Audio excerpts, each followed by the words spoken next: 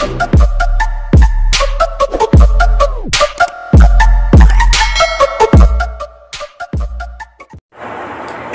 mga master! Welcome back to our channel! Panibagong araw, panibagong kabanata na naman ang pagsamasamahin natin ngayong araw na ito. At kung bago ka sa ating channel, pag-click ang subscribe button and hit the notification bell para updated kayo sa ating mga susunod na videos. So mga master, maraming salamat palagi sa inyong panonood. Pasensya na kung minsan matatagalan ang ating uploads kasi medyo busy lang tayo minsan sa trabaho at sa negosyo. So mga master, simulan na natin ang ating kabanata ngayong araw na ito. Let's go! Kabanata 2421-2440 Kabanata 2421 Ang kasiyahan ng Iron Golem Technique. Sinabi na ni Levi sa mga mandirigma ang totoo, ngunit halatang hindi sila naniniwala sa kanya. How dare you take us for a tanga, lad? Sawa ka na bang mabuhay? Bibigyan ka namin ng isa pang pagkakataon. Sumagot ka ng seryoso, o tatapusin ka namin. Pinagbantaan siya ng lahat ng mga mandirigma. Bilang tugon, napaungol si Levi sa galit, bakit ayaw mong maniwala sa akin? Ako talaga ang pumatay sa kanila. Tara na, alisin na lang natin siya. Hindi ko na siya matiis. Isa sa mga manlalaban sa Divine Leaderboard ay nasa dulo na ng kanyang pasensya. Agad niyang inilabas ang kanyang samurai sword at inihampas ito sa ulo ni Levi. Hindi siya nag-iisa, dahil ang bawat mamamayan ng Raisol niya ay malamang nagalit sa lalaki hanggang sa buto at hindi makapaghintay na patayin siya kaagad. Anyway, kailangan pa rin naming mag-interrogate si Queenie matapos siyang ipadala. Sa kadahilan ng iyon, ang iba ay hindi kumilos upang makialam kahit na ang manlalaban ay may balak na kitilin ang buhay ng lalaki. Snap! Ngunit nang tumama ang espada sa katawan ni Levi, bigla itong nabalik. Klang! Sa parehong pagkakataon, isang metal na tunog ang humalangaw-ngaw. Sa isang sulyap, nakita na nila ang katawan ni Levi ay naging ginto sa isang punto ng oras. Sa oras na iyon, hindi siya naapektuhan ng mga blades at bala. Pagkatapos ay lumitaw ang 7 sinag ng liwanag ng iba't ibang kulay. Ano? Ang Iron Golem Technique. Nakilala ito ng tagapagmana ng Muramasa Blade sa isang sulyap. Nagulat din ang iba pang 5 mandirigma. Ang Iron Golem Technique. Sila ay natulala at lubos na nabigla. Gaano man nila katigasan ang kanilang mga utak, hindi nila maisip kung paano nalaman ni Levi ang Iron Golem Technique. Hindi lang nila maisip ito. Sa ilang sandali, halos sumabog ang kanilang mga utak sa lahat ng iniisip, ngunit hindi pa rin nila ito maintindihan. Paano niya nalaman ang Iron Golem Technique? Imposible. Arg.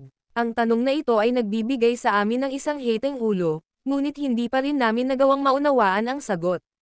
Nang hindi na hinintay na magkaroon sila ng conclusion, kumilos si Levi. Whoosh! Klang! Sa isang suntok, nabasag niya ang ulo ng lalaking naputol ang espada nang tangkaing patayin siya kanina. Tumalsik ang dugo kung saan-saan.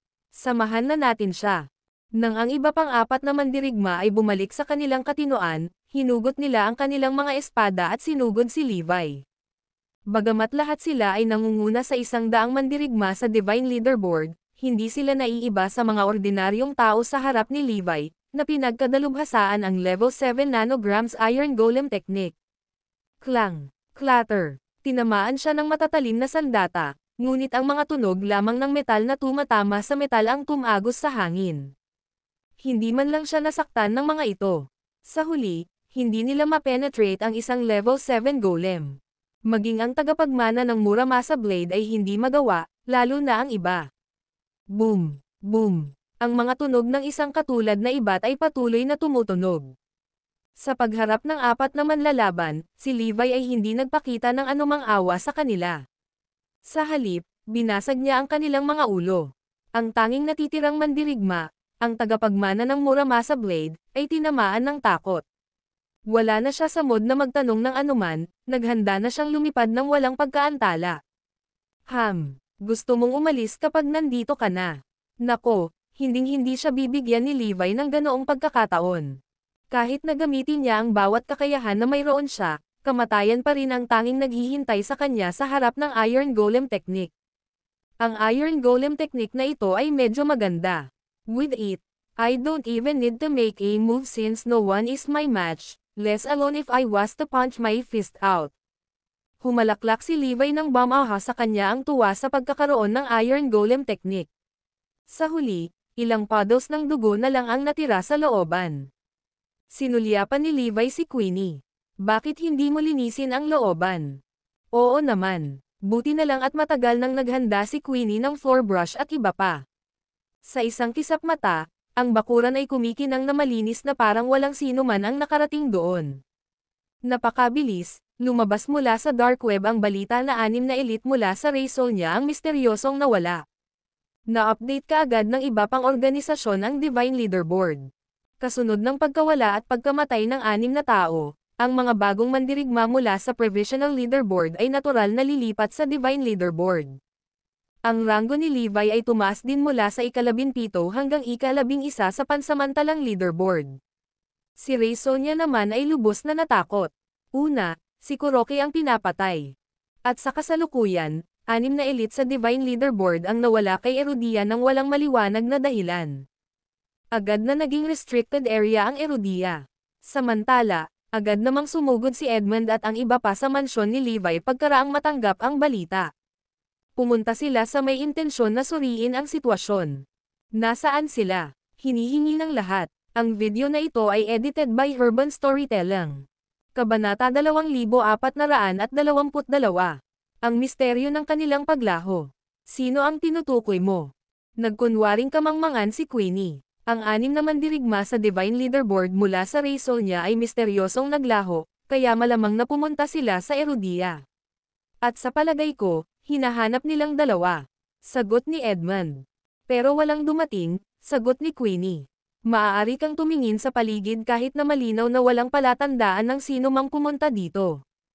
Hinanap ng lahat ang lugar, ngunit wala talagang palatandaan na may nakarating doon.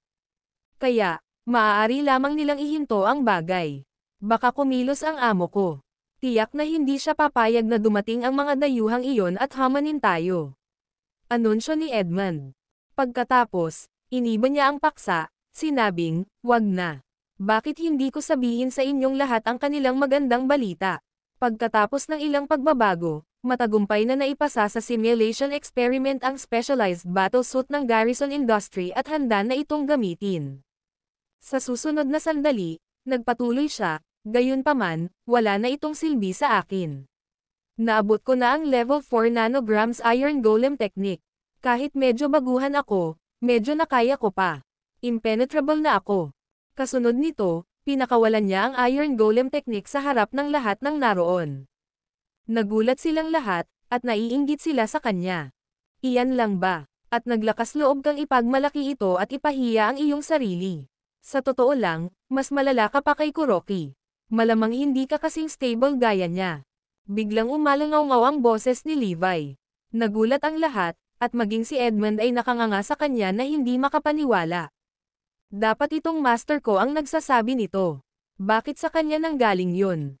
Akmang pabulaanan na niya ang lalaki ay umalangaw-ngaw ang boses ng kanyang ate. Talagang nasa ilalim kanya, Edmund.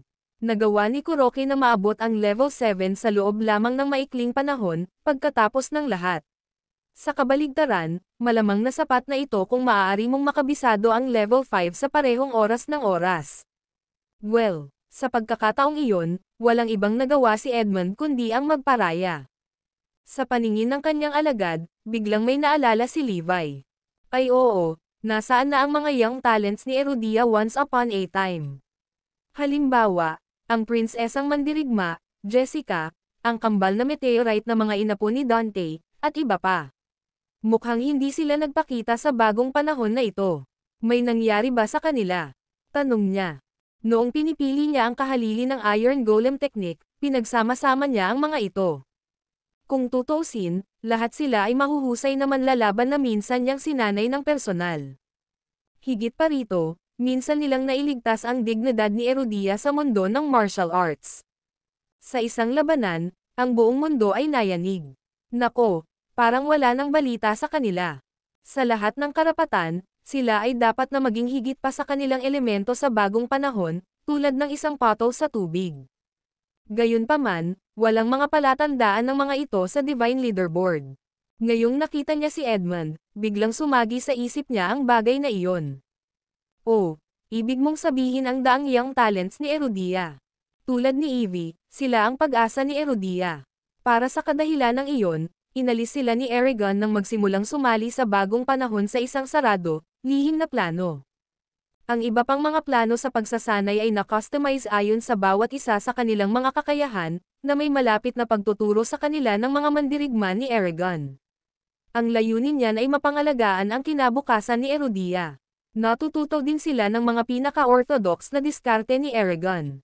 Kapag muli silang lumabas, maaaring kapantay nila tayo dito. Pagkaraan ng ilang sandali ng pagninilay-nilay, nagpatuloy si Edmund, pag-isipan mo, matatapos na ang planong ito. 2 taon na rin. So ganun pala ang nangyari. Nagtataka lang ako kung bakit hindi na ako hinanap ng mga batang iyon kung ako naman ang Panginoon nila, natatawang komento ni Levi. Nang malaman niya ang kinaroroonan ng kanyang mga alagad, siya ay nasa magandang kalagayan. Hindi bababasa, hindi sila nabahira ng mga fast-track technique ngayon at nagsasanay sa mga orthodox na diskarte. Sa katunayan, ginagamit pa rin nila ang mga teknik na itinuro ko sa kanila. Bilang tugon, napangiti si Edmund. Since we're speaking of this, I'll just be frank with you all, okay? Pagkatapos nilang makumplito ang kanilang plano sa pagsasanay, maaaring kailanganin nila ang iyong tulong. Lahat ay naguguluhan, hindi lubos na nauunawaan ang nais niyang sabihin. Lahat sila ay tumingin sa kanya ng may pagtataka. Ibinalik ni Edmund ang tingin kay Levi. Ay oo, kailangan din nila ang tulong mo. Ang video na ito ay edited by Urban Storytelling. Kabanata 2423. Nagbalik ang mga batang talento. May kinalaman din ito sa akin. Pati si Levi ay naguguluhan din.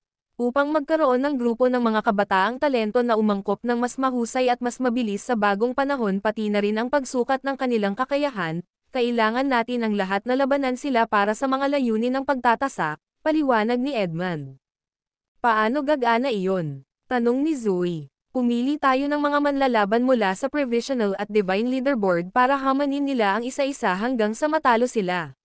Sa pamamagitan nito, mauunawaan nila ang lahat tungkol sa bagong panahon at malalaman din nila kung paano naranggo ang kanilang kakayahan sa alinman sa mga leaderboard. Nakuha ko na. Kami ay kumikilos bilang mga kasosyo sa pagsasanay para sa kanila. Tayo ang magiging threshold na hahamunin nila para malaman kung saan sila nakatayo. Halimbawa, nagre-rango ako ng 100 sa Divine Leaderboard.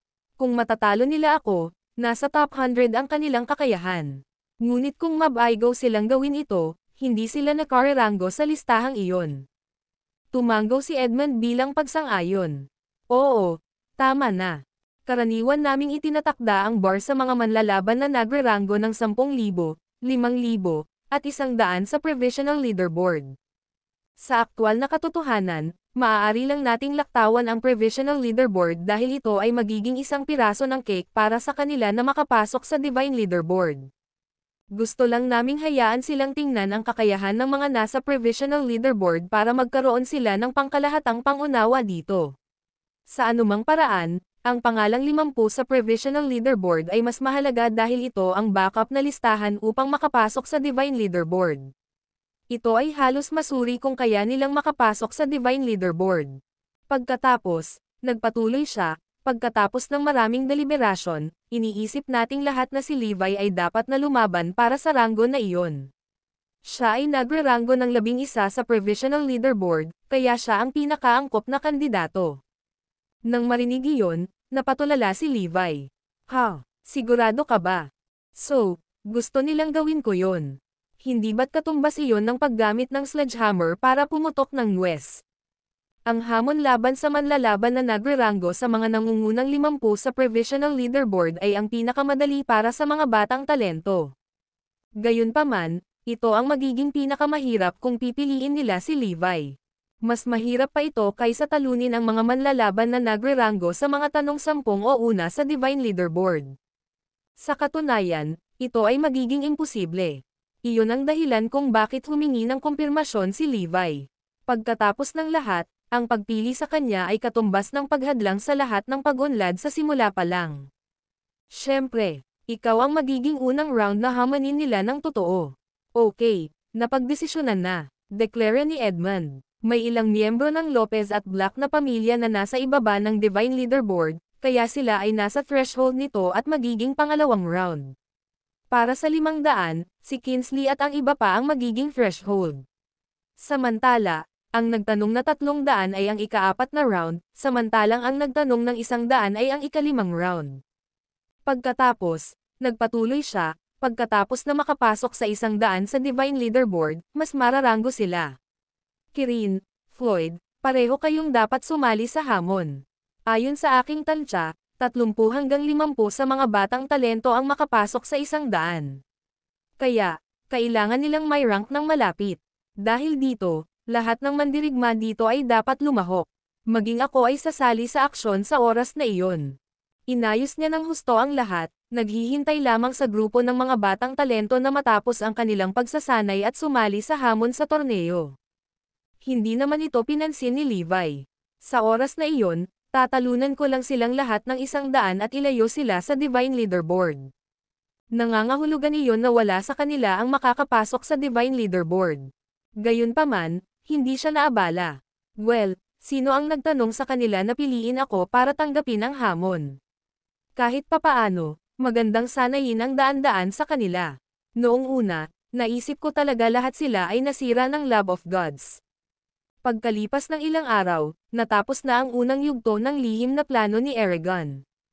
Dahil dito, ang grupo ng mga batang talento ay lumabas sa pag-iisa, pangunahin upang subukan ang kanilang mga kakayahan sa pagkakataong ito. Pagkatapos noon, ipagpapatuloy nila ang top secret na plano. Malapit na mag-3 taon. Iniisip ko kung ano ang hitsura ng mundo sa labas ngayon. Narinig ko na maraming mandirigma ang ipinanganak, na nireranggo ayon kay Divine at Provisional Leaderboard. Sinabi ng aming mga instruktor na karamihan sa atin ay dapat na ireranggo ang 300 sa Divine Leaderboard, at ang ikatlong bahagi sa atin ay mararanggo sa pangkat ng 100. Inaabangan ko talaga. Ang magkatulad na mga sentimiento ay naanod sa hangin, sunod-sunod. Matapos umalis sa pag-iisa ang daang kabataang talento, ang pag-asa ay nakasulat sa kanilang mga mukha. Ang video na ito ay edited by Urban Storytelling. Kabanata 2424. Ang iyong guro ay isang mahina. Nararamdaman ko na ang aking mga kakayahan ay lumubog ng higit sa 100 beses na kumpara sa 3 taon na ang nakalipas. Maaari mo nang talunin ang sino mang humahadlang sa iyo, ha? Ang bawat isa sa mga batang talento ay nagpahayag ng magkatulad na damdamin. Mas mabuting manatiling humble. Narinig ko na napakalaking pagbabago ang naganap sa 3 taon na ito, at napakaraming manlalaban doon. Hindi talaga tayo ang kapareha nila. Kasabay ng malambing na boses, lumitaw ang 2 figurang maladyosa. Ito ay walang iba kundi sina Josephine at Yasmin. Napakalakas din nila sa kasalukuyan, na nagreranggo sa mga nagtanong 10 sa 100 sa kanila. Oo, sumasang-ayon ako. Kailangan nating maging mapagpakumbaba. Kung tutuusin, baka matalo tayo sa simula pa lang ng tournament challenge. Umalangaw-ngaw ang isa pang boses babae. Marami sa mga batang talento ang agad na tumahimik at nanginginig pa sa takot, dahil ito ang prinsesang mandirigma, si Jessica. Siya ang babaeng pinakakinatatakutan nila at hindi ng ahas na pukawin. Oo, kailangan nating magpakumbaba at magsanay ng pagtitiis. Nakalimutan na ba ninyo lahat ang turo ng guro? Bakit ang karamihan sa inyo ay kumikilos ng mataas at makapangyarihan? Gayunpaman, may 2 tao pang dumating na magkatabi. Sila ang kambal na meteorite na kabilang sa Great Family of Westford. Sila ang pinakamalakas sa kanila noong nakaraan, at napanatili pa rin nila ang parehong ranggo sa 100 tao. Naiintindihan. Lahat ng iba ay tame time na tumango, hindi nangangahas na makipagtalo sa harap nila. Kasunod nito, ang 100 tao ay dinala sa isang underground na sikretong training base ng The Cardinal Hall. Ito ay isang napakalaking, nakapaloob sa lugar. Dinala na ni Edmund si Levi at ang iba pa doon, naghihintay sa kanilang pagdating. Naroon din ang kanilang mandirigma sa Provisional Leaderboard. Sa sandaling makita ng 100 tao si Levi, agad nila siyang pinalibutan. Guro, saan ka nawala noon? Buong pananabik na nagtanong. Sumugod din sa kanya ang kambal na meteorite at si Jessica, ang prinsesang mandirigma. Sina Yasmin at Josephine, gayunpaman, nakatingin sa lalaki na may magkasalungat na tingin sa kanilang mga mata. Iba ang nararamdaman nila kay Levi. Hindi masama, lumaki na kayong lahat, tunay, ang galing ninyo. Sa isang sulyap, nakikita ni Levi ang kakayahan nilang lahat. Aba, napakalakas nila, mas mahusay kaysa sa naisip ko. Ang katotohanan na hindi sila umaasa sa mga diskarte sa mabilis na truck ay talagang kahanga-hanga. Hindi lamang mayroon silang mahusay na mga pangunahing kaalaman, ngunit nagsasanay din sila sa mga pamamaraan ng orthodox. Kaya naman, napaka-promising ng kanilang kinabukasan. Bakit sikat na sikat si Levi? Napangisi si Edmund nang makita iyon. Iyan ang hindi kapani-paniwalang karisma ni boss. Iginagalang niya ang lahat anuman ang kanyang kakayahan. May sumagot pa. Ang twin meteorite ay hindi masyadong pamilyar sa sitwasyon sa labas ng mundo, at hindi nila napigil ang magtanong, Guro, isa ka sa mga hamon namin ngayon? Oo. Oo, tama na. Kung ganoon, malamang ikaw na ang huling round, Master. Iyon ang naisip nilang lahat. Si Master ang hari sa nakaraan, ang pinakamalakas sa aming lahat. Tiyak na ganoon pa rin ngayon, kaya dapat siya ang pinakamahirap na huling round. Diyos ko, hindi na ako makapaghintay na malaman ang kanyang ranking sa Divine Leaderboard. Kahit hindi siya ang una, dapat kasama siya sa top 3, at least. Hindi yon. Ang iyong master ay hindi ang huling round. Sa kabaligtaran, siya ang unang round. Yun din ang pinakamadali, ngumisi si Edmund. Ano? Ang unang round. Nagbibiro ka. Nang marinig iyon, lahat sila ay nagulat at nakanganga kay Levi na hindi makapaniwala. Totoo ba yon, Master? Ikaw ang unang round. Lahat ng mga tingin nila ay nakikipag-ugnayan sa lalaki. Ito ay hindi kapani-paniwala. Ano nga ba ang nangyari sa nakalipas na 3 taon? Paano magiging unang round si Master? Guro, ano ang iyong ranggo sa Divine Leaderboard? Tanong ni Jessica, ang prinsesang mandirigma. Ang Divine Leaderboard. Ikinalulungkot kong ipaalam sa iyo na iyong master ay hindi nakapasok sa Divine Leaderboard. Siya ngayon ay nagre-rank ng 11 sa pansamantalang leaderboard at may iba pang listahan ng backup. Para sa kadahilanang iyon, siya ang unang round at susuriin kung mayroon kayong kakayahan na makapasok sa Divine Leaderboard. Si Edmund ay gumuhit. Ano? Hindi siya nakapasok sa Divine Leaderboard. Lahat sila ay nagsusuot ng mga ekspresyon ng hindi makapaniwala. Bago ito, ang kanyang husay sa pakikipaglaban ang pinakamalakas sa mundo. Ngunit ngayon, hindi man lang siya makapasok sa Divine Leaderboard na mayroon lamang 1,000 tao. Ito ay masyadong nakakagulat, hindi ba? Ang oras ay lumipas na. Ang iyong Panginoon ay mas malakas ngayon kaysa sa isang mahina. Ang video na ito ay edited by Urban Storytelling.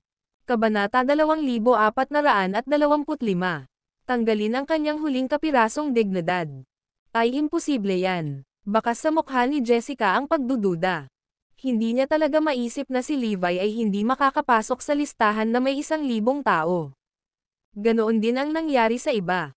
Anong klaseng leaderboard ito na kahit ang aming master ay hindi ito pinutol? Ito ay imposible. Hindi naniwala ang lahat, na ikinagalit ni Edmund.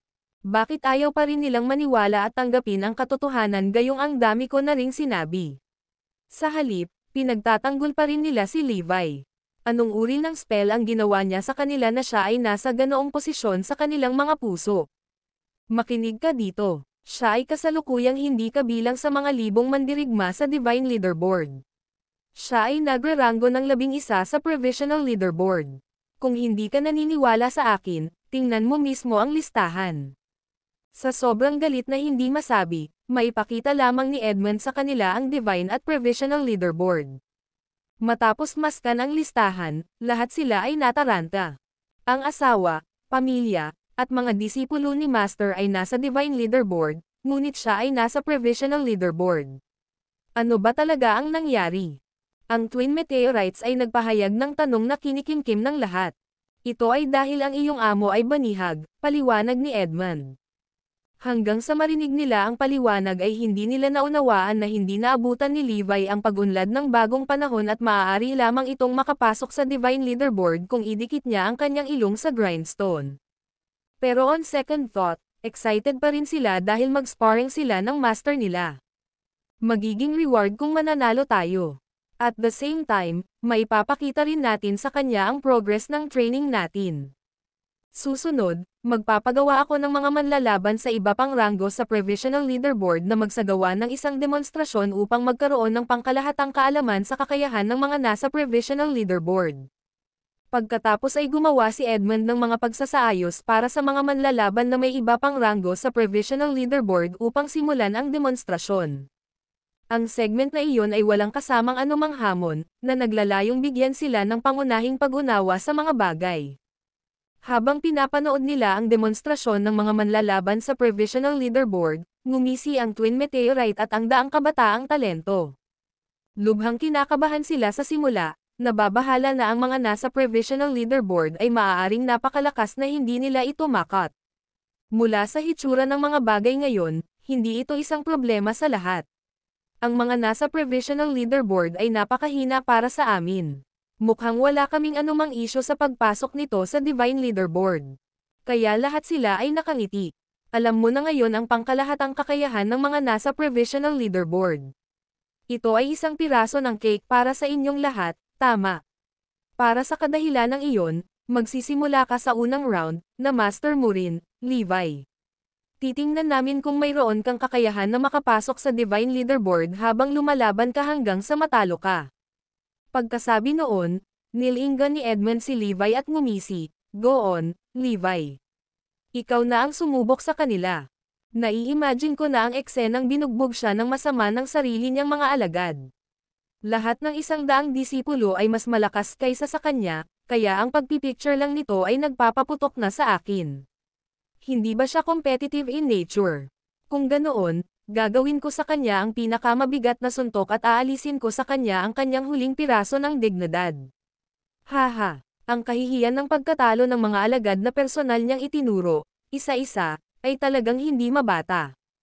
Kahit na si Floyd, Kingsley, at ang iba pang mga disipulo ay mas malakas kaysa kay Levi mismo, ito ay isang usapan lamang, dahil hindi pa sila nakipag-sparring laban sa kanya noon. Kung tutuusin, malaking kahihiyan sa kanya kung sakaling matalo siya kung talagang mag-duel sila, lalo na noong una pa lang ay napakayabang niya. Kinasusuklaman ni Edmund ang mataas at makapangyarihang kilos ni Levi. At iyon din ang dahilan kung bakit niya itinakda ang lalaki para maging bahagi ng tournament challenge sa pagkakataong ito. Sure, pupunta ako. Lumabas si Levi. Sige, humanda ka sa pakikipag-spar sa kanya isa-isa. Magsimula na tayo. Pagkatapos ay lumipat si Edmund sa gilid at iniwan ang arena sa mga mandirigma. Gayunpaman, walang sino man sa daang batang talento ang gumawa ng isang hakbang. Si Levi ang kanilang guro sa pagtatapos ng araw, kaya talagang hindi nila napigilan ang kanilang sarili na atakihin siya. Matapos malaman ang kanyang kakayahan ay nanatiling stagnant sa kanyang antas 3 taon na ang nakakaraan at kasalukuyang mas mahina kaysa sa kanilang lahat, lalo na, lahat sila ay mas nag-aalang din na makipagsapalaran sa kanya. Ang pag-aatubili ay nakasulat sa kanilang mga mukha. Ituloy mo na yan. Halika, lumapit ka sa akin, dala ang lahat ng mayroon ka. Udyok ni Levi. Ang video na ito ay edited by Urban Storytelling. Kabanata 2426. Dapat pa rin silang magpatuloy ng pagsasanay. Gayunpaman, walang sino man ang kumikibot ng isang kalamnan, lahat ay ayaw na maging unang taong gumawa ng isang hakbang. Atake. Utos yan. Umungol si Levi. Jessica, ikaw muna. Siya pagkatapos ay tinukoy. Nang marinig iyon, biglang tumayo si Jessica, ang prinsesa ng mandirigma. Okay, Master. Hindi ako hihilahin ng mga suntok ko, kaya mag-ingat ka. Sa sandaling umalangaw-ngaw ang kanyang mga salita, agad siyang sumugod sa kanya. Annihilation kick, whoosh. Sa kanyang pag-atake, naglunsad siya ng isang sweeping kick. Habang lumalabas ang kanyang binti, umalangaw-ngaw ang tunog ng malakas na bagzo ng hangin. Ang nakatatakot na momentum ay tila waring wawasakin niya ang buong base ng pagsasanay, dahil may dala itong mapanirang puwersa. Iyon ang pinakahuling pamamaraan ng isang matanda sa Eragon, na nilipol ang lahat sa isang sipa. Ano? Sa sandaling ilabas niya ang diskarteng iyon, ang mga ekspresyon ng lahat ay nagbago ng husto.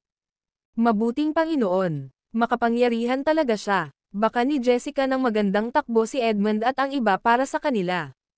At least, nasa top 100 siya. Kalokohan. Namumula ang ekspresyon ng karamihan, napagtanto na ang pagsipa niya ay walang alinlangan na magdudulot ng matinding pinsala kay Levi kahit na hindi siya nito ikinamatay. Ang hakbang na ito ay tiyak na hindi kayang panindigan ng isang tao sa provisional leaderboard na tulad niya. Nagsimulang magpanik si Zoe at iba pa. Ipinikit pa nga ng ilan ang kanilang mga mata, hindi nang ahas na panoorin ang kalunos-lunos na eksenang mangyayari.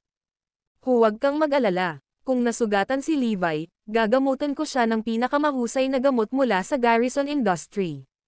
Siguradong gagaling siya. Ang saad ni Edmund ay nagpaginhawa sa mga tao. Whoosh! Ang parang kidlat na sipa ni Jessica ay tumama kay Levi ng sobrang lakas. Sabay-sabay na yumanig ng malakas ang lupa. Kung hindi dahil sa kakaibang disenyo ng training base, baka bumagsak pa ito sa pagkakataong iyon. Noon, nakapikit ang karamihan sa mga tao, ayaw panoorin ang kalunos-lunos na eksena. Ngunit nang imulat nila ang kanilang mga mata, sinalubong sila ng paningin ni Jessica na lumilipad pabalik sa impact. Tulog, tutok, tutok. Napaatras si Jessica ng mahigit 100 hakbang bago siya tuluyang nakabangon. Bumungad sa kanyang mga mata ang hindi makapaniwala. Hindi ba siya nasa provisional leaderboard? Bakit hindi lang niya nagawang makayanan ang aking mabagsik na suntok kundi pinalipad pa ako pabalik? Imposible yan. At saka, ang daang batang talento ay natigilan lahat. Buhay pa kaya ang mentor ni Master? Iyan ay magandang balita sa ating lahat. Anong nangyari? Paano niya nakita ang suntok? Paano ito posible? Hindi maintindihan ng lahat kung bakit nakayanan ni Levi ang suntok na iyon, at sadyang hindi nila maintindihan. Out of the blue, Edmund exclaimed, "Alam ko. Naiintindihan ko na ngayon." Naglalakad papunta kay Levi, tinanong niya, "Suot mo ba ang espesyal na battle suit ng Garrison Industry?" Kasunod ng kanyang sinabi, agad na naunawaan ni Zoe at iba pa ang eksaktong nangyari. Kaya, ito ang epekto ng espesyal na battle suit. Maaari pa itong makatiis sa pag-atake ng manlalaban na pumapangalawa sa Divine Leaderboard sa panahon ng simulation experiment, samantalang hindi pa nakakamit ni Jessica ang antas na iyon sa kabila ng kanyang malakas na kakayahan. Lahat ay may katuturan ngayon. Oo, ako nga, walang magawang sagot ni Levi. Nakasuot siya ng espesyal na battle suit ng Garrison Industry bilang isang undershirt dahil ito ay napaka-convenient sa isang function ng paglilinis ng paglilinis. Kung malalaman ni Edmund at ng iba pa na tinatrato niya ito bilang isang undershirt, malamang na sumabog sila ng daluyan ng dugo. Hayaan mong ipaliwanag ko sa inyong lahat ang mga bagay-bagay. Nakasuot siya ng specialized battle suit ng Garrison Industry. Ipinagpatuloy ni Edmund na ipakilala ang dalubhasang battle suit sa daang kabataang talento. Bilang, lahat sila ay napabuntong hininga sa pagtataka, namangha sa pag-unlad sa labas ng mundo sa nakalipas na 2 o 3 taon na ang gayong battle suit ay umiiral na ngayon. Levi, I think dapat tanggalin mo para patas. Huwag kang mag-alala, dahil gagamutin kita ng pinakamahusay na kagamitan at gamot kung nasugatan ka. Matapos sabihin kay Levi, bumaling si Edmund sa mga batang talento at iginiit, sa pagbibigay ng lahat ng ito, dapat mong malaman kung kailan titigil. Kaya, hinubad ni Levi ang espesyal na suit ng labanan sa pagkagalit. Ang bagay ay, si Jessica na pinabalik kanina ay walang kinalaman sa espesyal na battle suit. Sa halip, siya ang lahat. Kaya naman, walang pinagkaiba kung isinuot niya ito. Anyway, nagpasya na siyang turuan ng leksyon ang 100 disipulong nauna sa kanya. Ipapakita ko sa kanila ang aking tunay na kakayahan at sa gayon ay sasabihin sa kanila na dapat pa rin silang magpatuloy sa pagsasanay. Ang video na ito ay edited by Urban Storytelling. Kabanata 2427. Ang kahilingan ni Zoe. Bumangon ang awa sa loob ng daang kabataang talento nang makita ang matigas na ugali ni Levi. Gamit ang espesyal na battle suit kanina, maaari niyang baliwalain ang katotohanan at tinanggap ang bawat hamon namin. Ngunit ngayon, wala na ang nag-iisang alas sa kanyang manggas matapos itong tanggalin. Wala siyang ibang magagawa kundi labanan tayo sa kanyang tunay na kakayahan. Nako, paano siya magiging kapareha namin? Isang suntok lang mula kay Jessica ay sapat na para masugatan siya ng husto. Kahit nahilin niya ang kanyang mga suntok, magkakaroon pa rin siya ng ilang maliliit na pinsala. Higit pa rito, sa napakaraming taong nakikipag-sparring sa kanya ng sunod-sunod, napakahirap para sa kanya na umalis sa lugar na ito ng buhay. Gayunpaman, siya ay matyaga at matigas pa rin sa pagtanggap sa aming hamon. Ang kanyang matangkad na figure ay gumawa ng isang malungkot na larawan, na humihila sa puso ng bawat isa sa kanila. Mag-ingat ka, guro, dahil hindi ko babawiin ang mga suntok ko. Pahayag ni Jessica na sinanay ang mga mata kay Levi. Hindi na mahalaga, ituloy mo lang yan. Nakahanda na si Levi na lumapit sa kanya. Sa kritikal na sandaling iyon, biglang sumigaw si Zoe, "Sandali!" Huminto sandali. Nang umalangaw-ngaw ang kanyang mga salita, lahat ay tumingin sa kanya at nagtaka tungkol sa kanyang intensyon. "Ipunan mo ang iyong mga tao, sir. May gusto akong pag-usapan sa iyo," pakiusap ni Zoe. Sa wakas, maliban sa 100 kabataang talento at si Levi, ang lahat ng iba ay nagtipon. "Ano ito?" hihingi ni Edmund sa sama ng loob. "Sir, hihingi sana ako ng pabor sa inyong lahat." Sa sandaling bumagsak ang mga salita ni Zoe, nagbago ang ekspresyon ng lahat. Ano ang ibig niyang sabihin? Lahat sila ay tumingin sa kanya na nagtataka. Walang alinlang ang matatalo ang aking asawa sa mga sumusunod na hamon. Masasabi ng sino man na ang kakayahan ng 100 kabataang talento ay talagang nasa tuktok ng Divine Leaderboard. Hence, siguradong hindi siya ang kapareha nila, Zoe expounded. "Oo, tama iyan. So, ano ang punto mo dito?" tanong ni Edmund. Gayunpaman, ang mga taong mawawala sa kanya ay dati niyang mga alagad. Isa-isang matatalo siya ng daan-daan sa kanila. Iyon ang pinaka-monumental na kahihiyan sa kanya. Ang aking asawa ay isang mapagmataas na tao sa unang lugar, kaya ang ganoong bagay ay magiging mas masahol pa sa kamatayan sa kanya. Isa na namang mabigat na dagok sa kanya kung ang magkasunod niyang pagkatalo ay masaksihan nating lahat, mga taong pamilyar sa kanya. Natatakot ako na hindi niya kayanin at gumawa ng isang bagay na labis. Sa makatuwid, nais kong hilingin sa inyong lahat na huwag nang panoorin ang hamon. Paano kung hayaan natin siyang makipag-spar sa kanyang mga alagad na hindi napapansin? Kung tutuusin, alam naman natin na tiyak na matatalo siya. Sa wakas, binigay ni Zoe ang kanyang kahilingan. Sumasang-ayon ako. Hindi natin siya madaranas ng dobleng kahihiyan. Walang makakaagaw niyan. Ako sa para dito. Pakinggan, pakinggan. Hindi natin mapapanood ang challenge. Ang mga katulad na sentimiento ay umalangaw-ngaw habang si Asher Dragon at ang iba pa ay nagpahayag ng kanilang mga kasunduan. Ilang sandali itong pinag-isipan ni Edmund bago sumili ang ngiti sa kanyang mga labi. "Sige, kung ganoon, sumasang-ayon akong talikuran ang panunood sa hamon at isara ang base ng pagsasanay upang sila ay makapag-spar sa kanilang sarili." Gusto lang niyang ipahiya si Levi, wala siyang planong itaboy siya sa kanyang kamatayan. Bagamat larong pambata ang gawin, napakaraming tao ang nakaugnay sa kanya. Kaya, magiging mahirap na patahimikin sila. Kahit ang 100 kabataang talento dito ay nagpapasakit na sa kanya ng ulo. Kung may mangyayari kay Levi, ito ay magsasangkot ng napakaraming bagay at tao. Sa kadahilan ng iyon, wala siyang choice kundi ang magparaya. Pagbalik sa arena, inihayag ni Edmund, "Susunod, pribado kayong magkakaroon ng hamon sa tournament. Kapag tapos ka na, maaari kang magpadala sa amin ng isang senyales dahil hindi namin ito manunood." Agad na naunawaan ni Jessica, ng Twin Meteorite, at iba pa ang kanyang intensyon, napigilan si Levi na magdusa ng dobleng suntok. "Oo naman. Pumayag kami." Lahat sila ay tumango. Klang, klang, klang.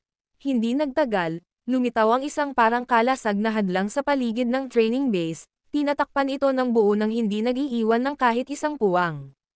Samantala, naghihintay sa labas si Edmund at ang iba pa. "Maghanda kayong lahat, inaasahan ko na ang labanan ay magtatapos sa 1 oras, at ikaw ang susunod na hakbang sa arena." Sa huli, kahit ako ay sasali sa aksyon. Ang mga mata ni Edmund ay kumikinang sa tuwa.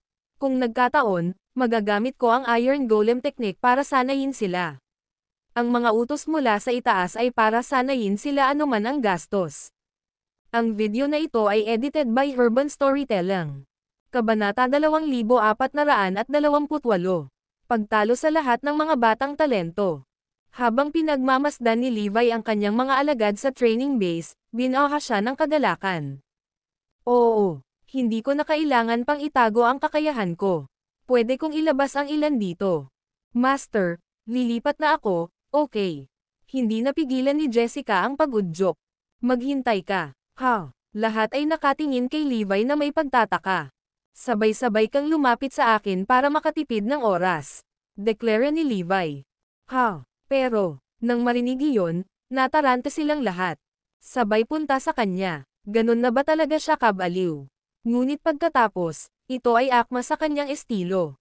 Nako, hindi tugma ang kanyang kakayahan. Narito ako, guro, si Jessica, ang prinsesang mandirigma, ay kumilos kaagad. Isang matulin at malakas na sipa ang tumungo kay Levi, at mas malakas pa ito kaysa sa sipa kanina.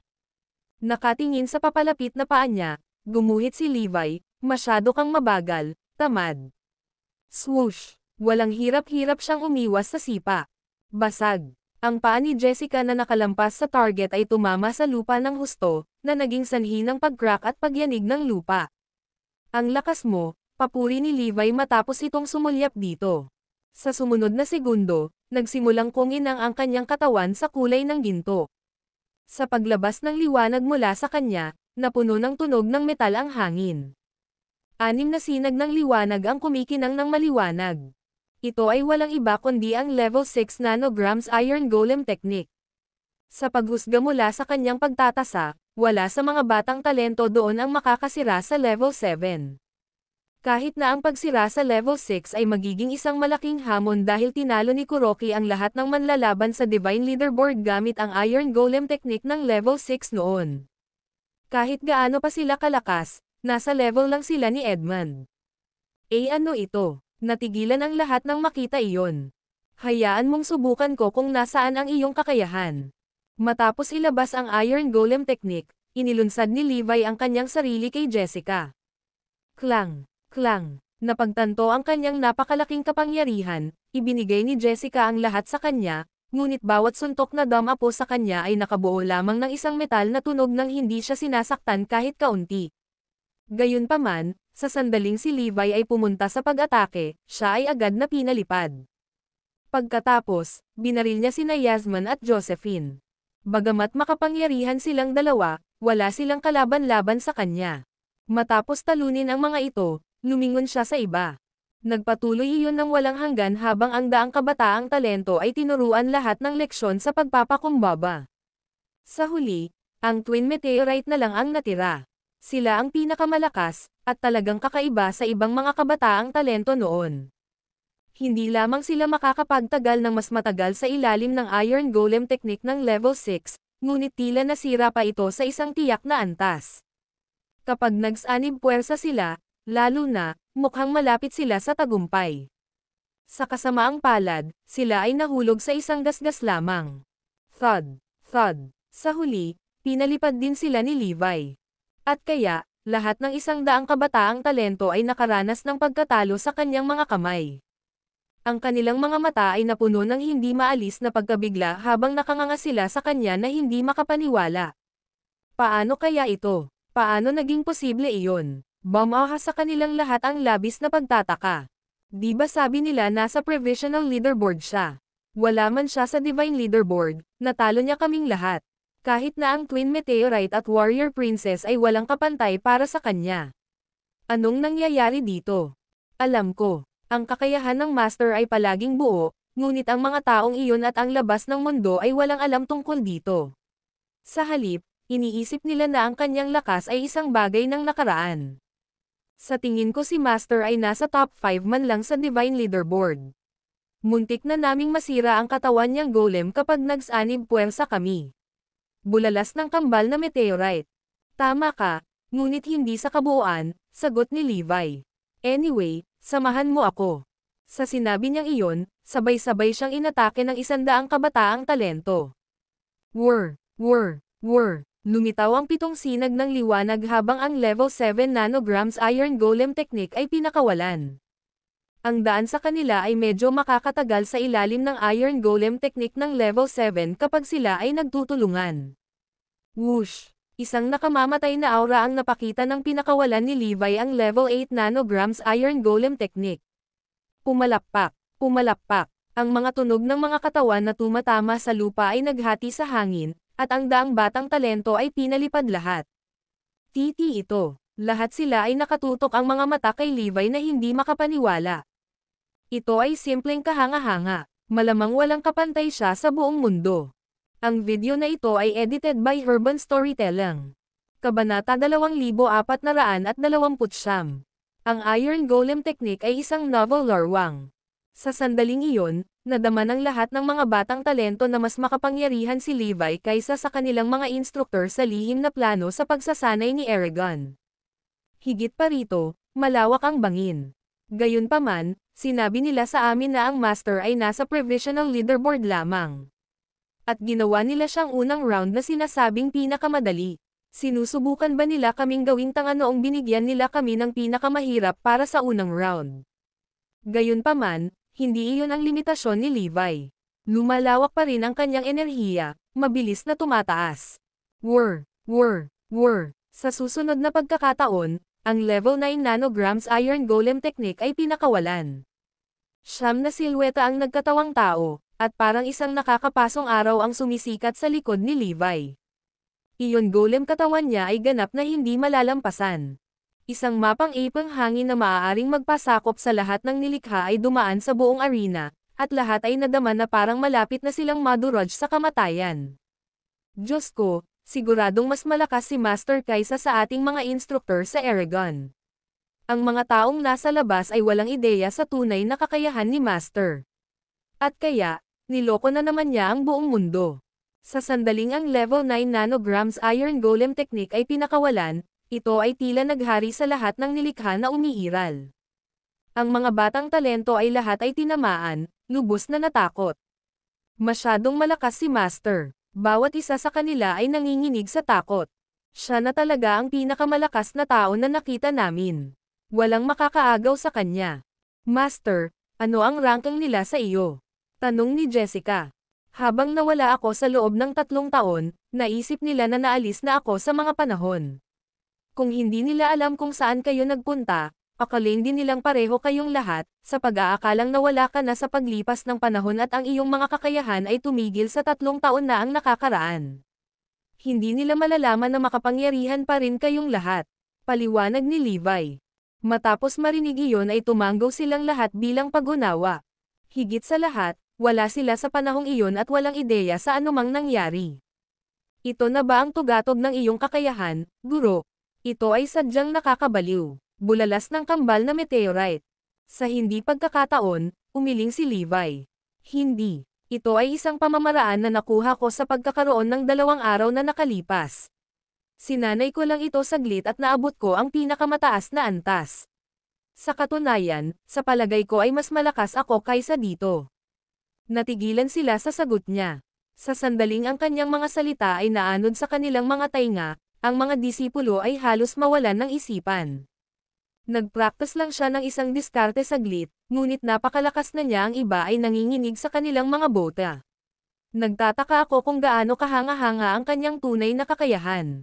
Ito ay lampas sa imahinasyon.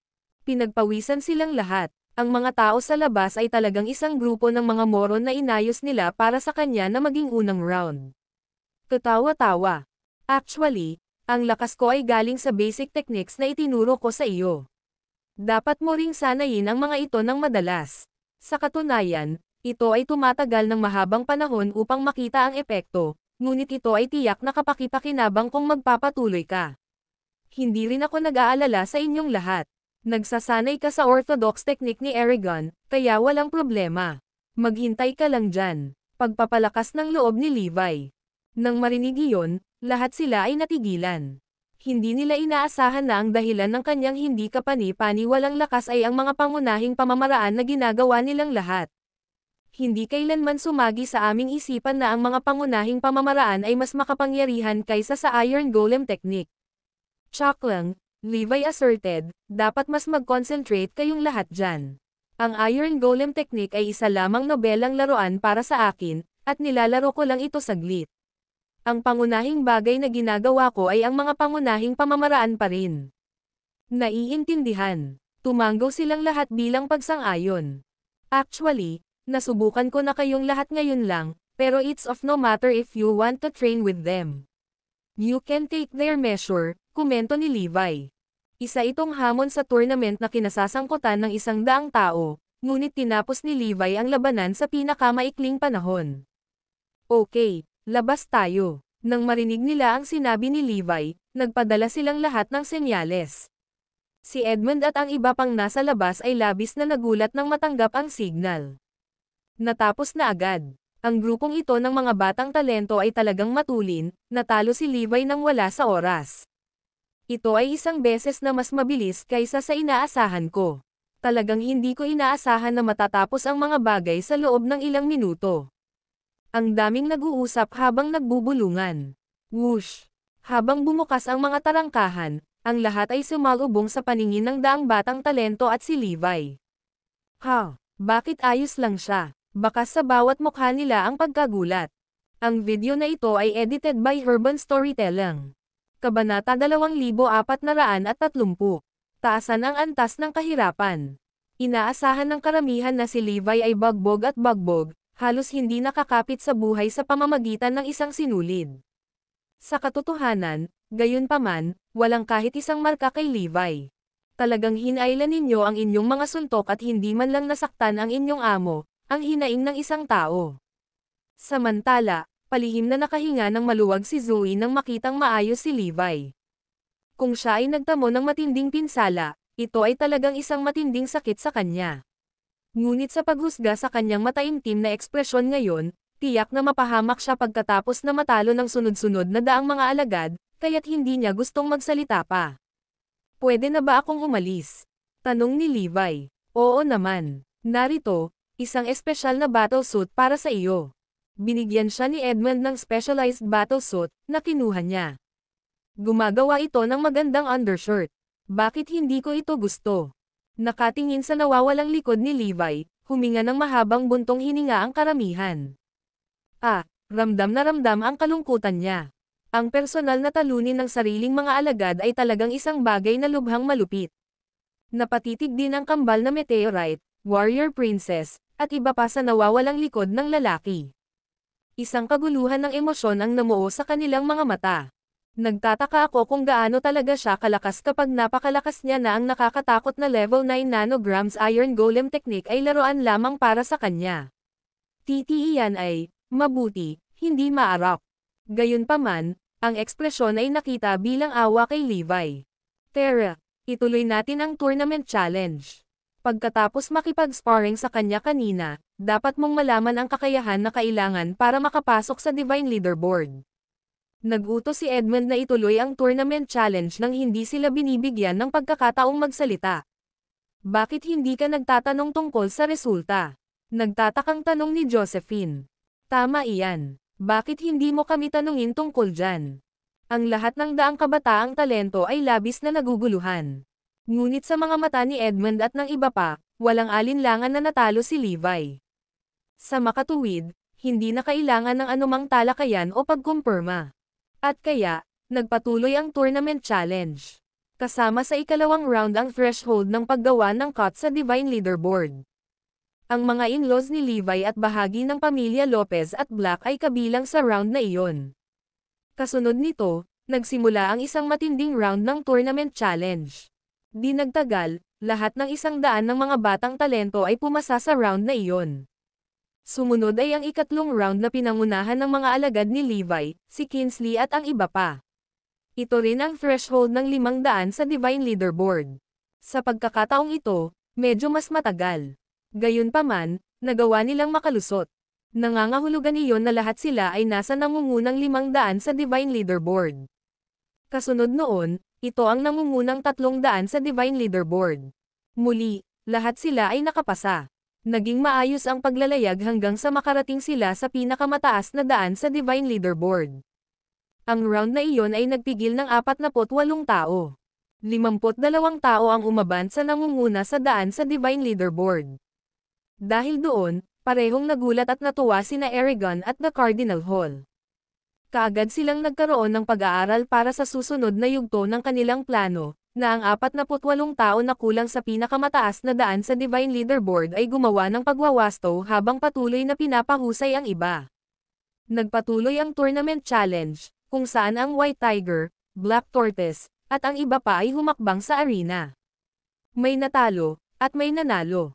Hindi nagtagal, si Kirin, Swordfiend, at Floyd na. Napakaraming tao ang natalo nila, gayon din sina Zoe at Queenie, na sumunod sa kanila. Sa huli, 8 tao lang ang nakapasa sa lahat ng round at umabant sa round ni Edmund. Mahirap bang pumasa? Tanong ni Edmund. Hindi. Ito ay madali, napakadali. Sabay-sabay na sagot ng lahat. Matapos maranasan ang pinakamahirap na round kasama si Levi, ang pagpasa sa anumang iba pang round ay isang piraso ng cake. Napakadali lang noon. Maging ang mga batang talento na nabigong umabant sa susunod na round ay ibinahagi ang parehong mga damdamin. Mas madali ito kumpara sa pagharap sa ating Panginoon. Nung nag-sparring kami sa kanya, buong-buo kaming nasakop. Ngunit ngayon, mahirap sabihin kung sino ang mas mataas kapag nakikipaglaban sa ating mga kalaban. Natalo man tayo, natalo lang tayo sa isang makitid na margin. Ito ay simpleng walang mahirap-hirap. Ang sagot na iyon ay halatang lampas sa inaasahan ni Edmund. Nakakagulat, tila naging napakadali para sa inyong lahat. Kung ganoon, personal kong tataas ang antas ng kahirapan para sa iyo.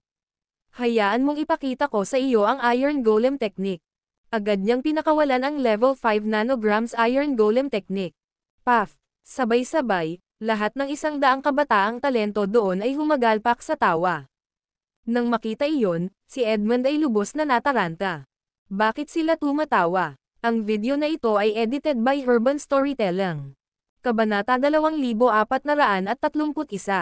Alam ni Levi ang Iron Golem Technique. Lahat ng iba ay nataranta rin. Anong nangyayari dito? Bakit lahat sila nagkakagulo ngayon? Ganyan ba kasaya ang Iron Golem Technique? Siyempre, hindi nakakatuwa ang Iron Golem Technique. Sa halip, ito ay napakasolemna. Gayunpaman, nasaksihan nila ang pagpapakawala ni Levi ng eksaktong parehong pamamaraan kanina, at ang lalaki ay tumaas pa ng diretso hanggang sa pinakamataas na antas. Matangkad pa rin sa kanilang isipan ang kapangyarihan at lakas nito sa sandaling iyon. Pakiramdam niya ay wawasak na siya sa mundo pagkatapos na ilabas ito, at walang makakapigil sa kanya. Sa kadahilan ng iyon, ngayong inilabas ni Edmund ang level 5 nanograms Iron Golem Technique, ito ay tila isang biro lamang. Kaya naman, hindi nila napigil ang tumawa. Pagkatapos nilang mag-guffawing, ang kanilang mga ekspresyon ay naging seryoso nang walang bakas ng interes na matagpuan. Ang pag-asang nagniningning mula sa kanila nang makipaglaban sila sa iba kanina ay wala na. Nagdulot iyon ng malaking dagok sa tiwala sa sarili ni Edmund. Ano sa lupa ang nangyayari dito? Inilabas ko na ang Iron Golem Technique, kaya bakit parang bored silang lahat?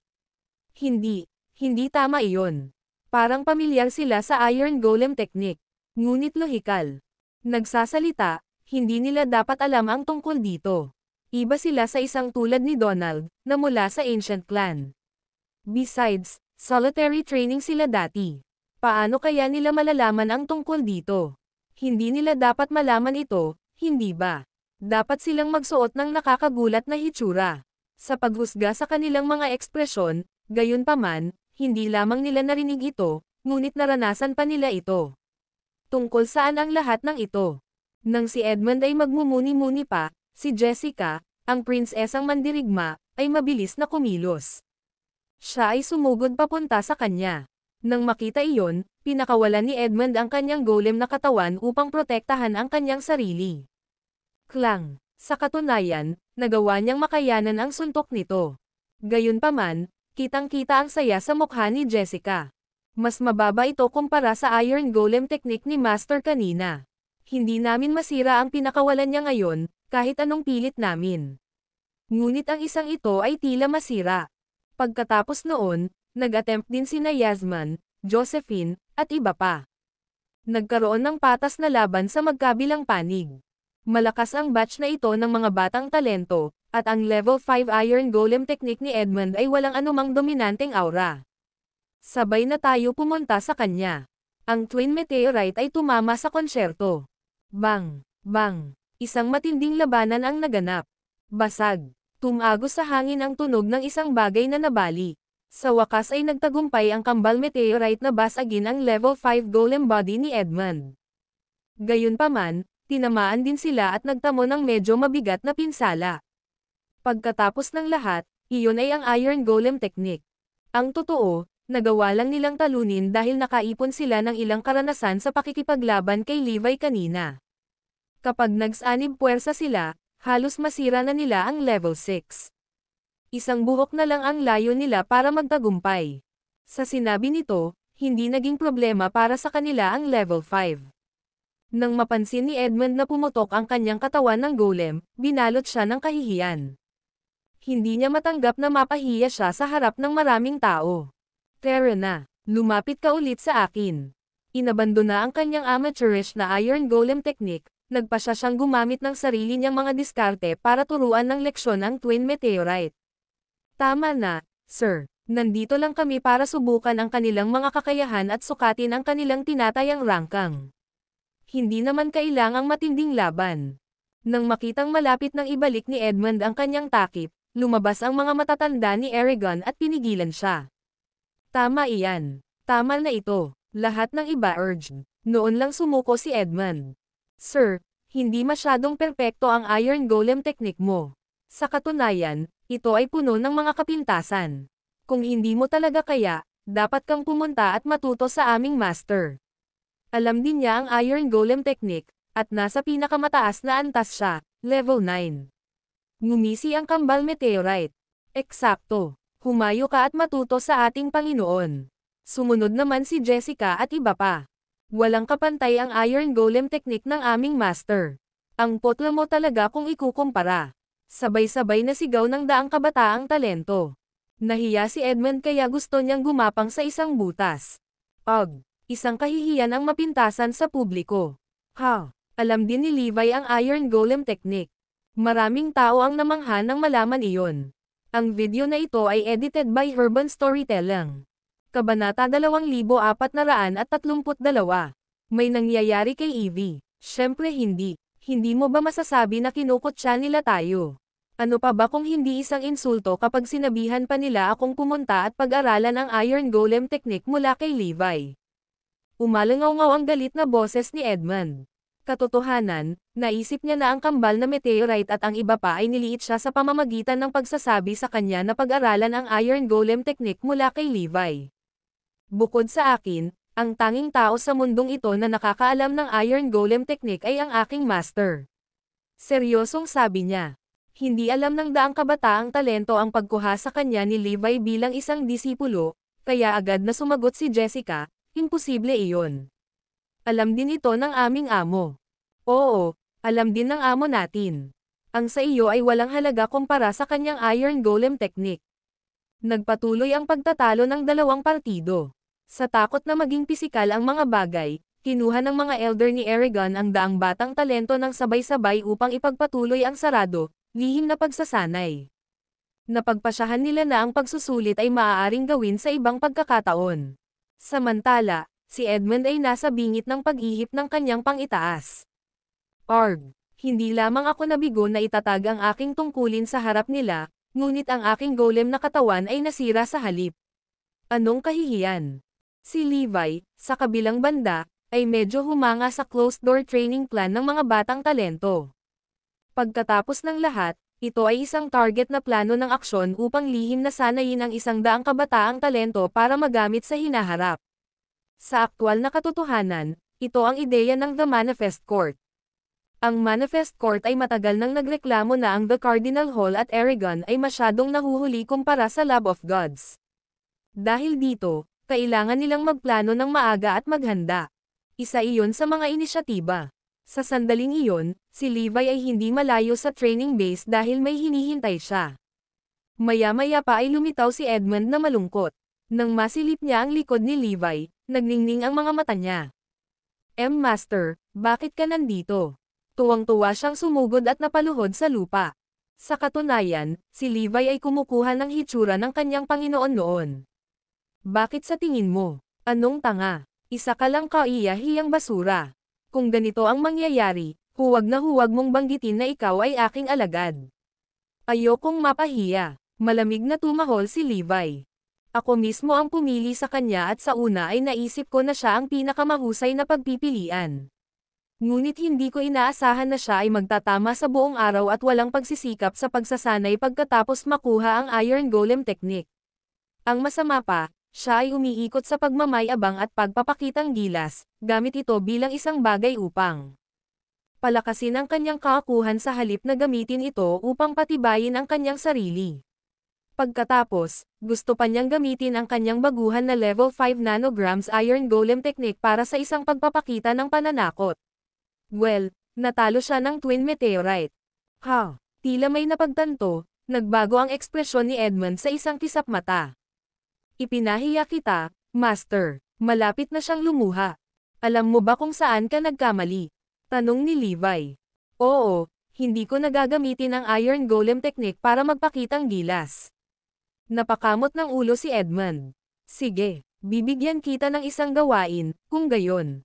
Bago mo ma-master ang level 7, huwag mong sabihing alam mo ang Iron Golem Technique. Utos ni Levi. Magandang kalungkutan. Kulang talaga siya sa lahat ng aspeto. Kung si Evie, inutusan ko siyang magsanay hanggang level 9. Pagkaalis, sinimulan ni Levi na baliktarin ang mga bagay sa kanyang isipan. Ang Lab of Gods ba ay eksaktong kapareho ng ginagawa ni Eragon? Lahat ng pumunta doon para sa sarado at top secret na pagsasanay ay tila nawala sa hangin. Lumalabas din ba sila paminsan-minsan para subukan ang kanilang lakas sa bagong panahon na ito? Marahil ay talagang umiiral ang posibilidad na ito, isang ang gininto ang pagkakataon ng umiral ang Iron Golem Technique noon, ngunit hindi ko alam iyon ng maaga. Mayroon bang paraan upang maakit sila? Habang nag-iisip pa rin siya ng paraan para magawa iyon, naputol ang pag-iisip niya. Bang! Binuksan ang pinto sa pagkakataong iyon, at nagmadaling pumasok si Zoe. Oh mahal, may nangyari kay Evie. Ano? Paanong may nangyari sa kanya? Hindi ba kasama niya ang mga amo niya? Tanong ni Levi. Ngunit parehong nagkakaproblema ngayon si Evie at ang kanyang mga amo. May confidential na mensahe mula sa The Cardinal Hall ngayon lang. Ang video na ito ay edited by Urban Storytelling. Kabanata 2433. The Least Probable Person. Boom! Nang marinig ang balitang iyon, nagbago ang ekspresyon ni Levi. Pati ang iilang master na kasama ni Evie ay nagkakaproblema. Kung gayon, ito ay dapat na isang napakalaking isyu sa pagkakataong ito. Anong nangyari? Agad niyang hinihingi, nagpanik. Ayon sa mensahe mula sa The Cardinal Hall, si Evie ay nagtungo sa isang partikular na bundok sa Adron at nakatagpo ng isang hindi maipaliwanag at malakas na pag-atake. Nawalan na sila ng kontak sa kanya. Hindi lang siya, ngunit wala ring balita, mula sa ilang matatanda. Hinala nila na may nangyari sa kanila. Napaiyak na si Zoe. Hindi nagtagal, lahat ng iba pa ay sumugod na rin. Isinasantabi kung gaano kalakas si Evie, kahit ang ilang matatanda ay nasa problema. Anong klaseng karibal ang nakilala nila? Hindi maganda ang mga bagay sa pagkakataong ito.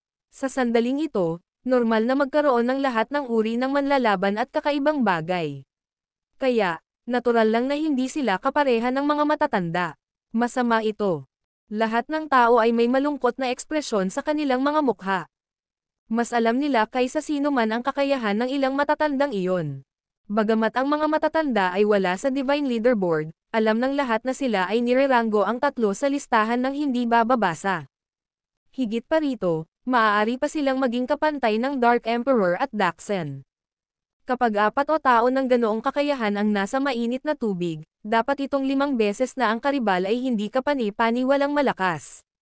Walang pag-asa ang sitwasyong ito. Wala na talagang pag-asa. Dapat ipagtanggol mo ang sarili mo, Zoe. Baka hindi na makauwi si Evie. Bulong-bulungan ni Jenny at ng iba pa. Thud. Nagdilim ang paningin ni Zoe, At bumagsak siya sa lupa, halos mahimatay. Kung may mangyari man kay Evie, siguradong hindi ko ito matatanggap. Sa katunayan, magkakaroon ako ng mental breakdown. Shooting daggers at Levi, she lambasted, kasalanan mo lahat ito. Matagal ka na naming hinikayat na magsanay sa mga diskarte sa bagong panahon na ito, ngunit hindi ka nakikinig.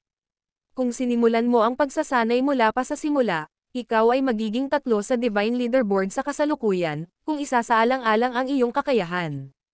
Pagkatapos, maaari kang pumunta at iligtas siya sa sandaling ito. Ngunit tingnan mo ngayon, hindi ka man lang makakarating sa Divine Leaderboard. Paano mo ililigtas ang iyong anak ngayong may problema siya? Then, she continued tear into him, snarling, isa kang walang kwentang ama. Hindi ba ikaw ang makapangyarihan sa nakaraan? May kakayahan ka bang iligtas ang iyong anak ngayong malapit na siyang mamatay doon? At tinatawag mo ang iyong sarili sa kanyang ama. Ang bagay ay, matagal na naming sinabi sa iyo na magsanay. Gayunpaman, hindi ka nakikinig. Makaluma ka lang, at matigas ang ulo mong kumakapit sa dati mong paraan. Mayroon ka bang maipapakita kapag kailangan namin ang iyong lakas ngayon? Kaya mo bang iligtas si Evie? Galit na galit, ibinuhos niya ang lahat ng galit at pagkadismaya kay Levi mag-isa na para bang nawalan siya ng malay noon. Tama si Zoe, nasa iyo ang lahat ng ito. Nakakaawa na hindi mo man lang maprotektahan ang sarili mong anak. Pakinggan, pakinggan. Kung nakikinig ka sa amin, magagawa mo na ngayong pumunta at tingnan kung ano ang nangyari sa iyong anak sa iyong kakayahan. Ngunit napakahina mo sa kasalukuyan at malamang na hindi mo na makikita ang iyong anak sa huling pagkakataon. Isa kang bagsak na ama. Hindi ka karapat-dapat. Hinatak ng mga miyembro ng pamilyang Lopez at Black si Levi sa ibabaw ng mga uling. Hindi mo gustong punahin, pero ang bagay na ito ay talagang may kinalaman sa iyong kakayahan, boss. Sa sandaling ito, mapoprotektahan mo lang ang mga gusto mong protektahan kung malakas ka. Tama iyan. Gusto ng lahat na maging malakas, ngunit ikaw lang ang konserbatibo. Matigas mong sinasaliksik ang mga bagay ng nakaraan at wala kang pagnanais na umunlad. Nako, baka habang buhay mong sisihin ang sarili mo kapag may nangyari kay Evie, Master. Walang awa ding kinondenan nina Floyd, Kirin, at ng iba pa si Levi. Nang matapos silang mag-usap ay nalipat ang atensyon nila sa pag-aliw kay Zoe.